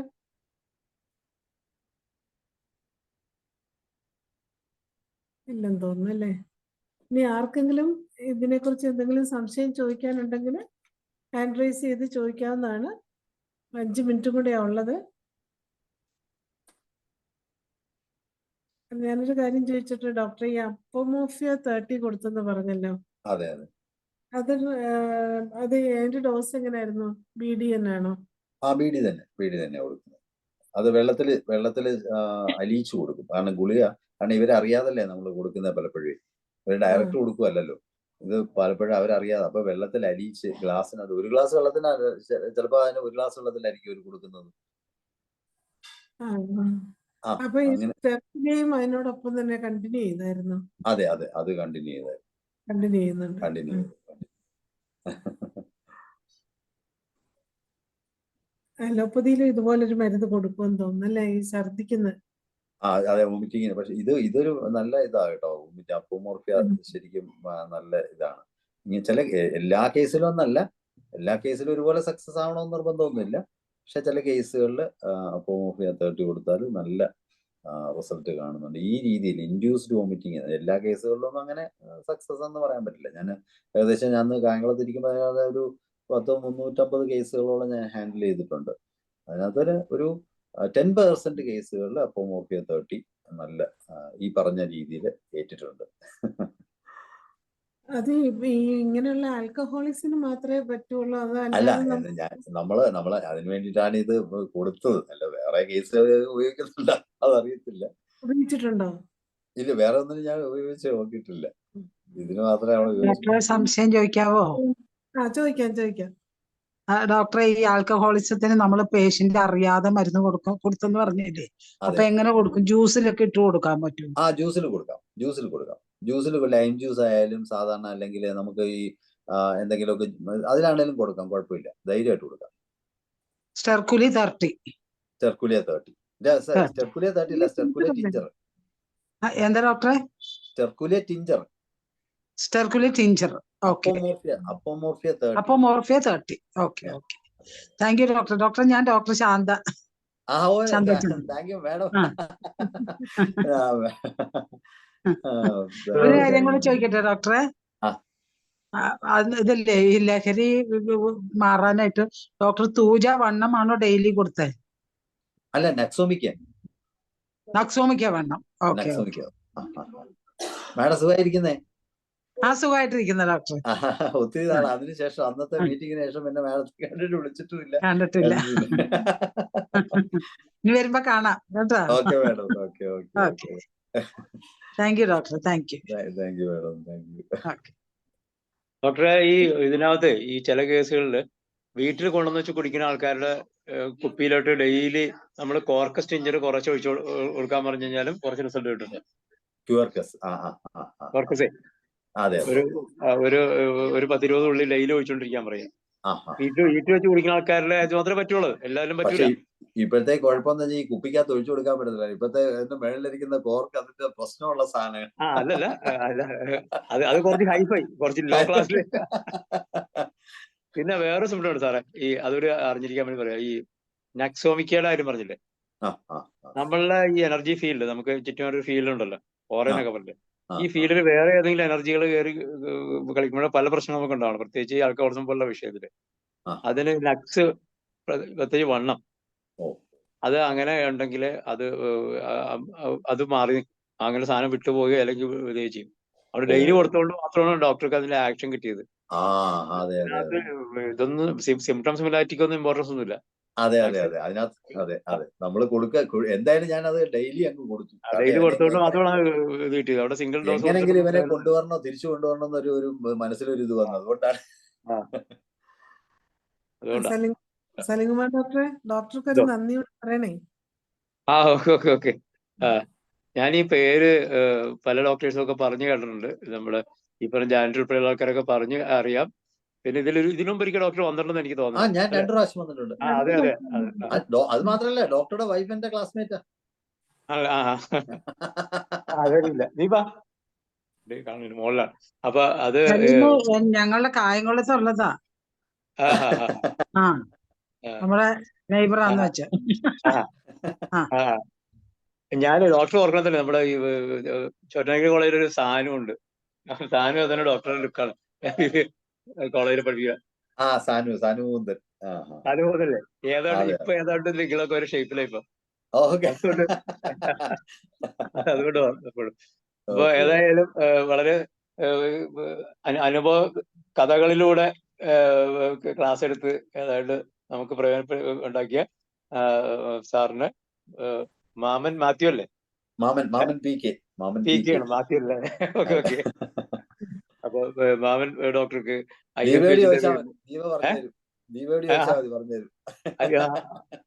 അവിടെ പറഞ്ഞില്ല ഇതുവരെ അതൊന്നും അറിയില്ലല്ലോ. ഇല്ലില്ല, ഇവര് തമ്മിൽ അന്തർധാരമുള്ളവരും നമുക്ക് അറിയില്ലല്ലോ.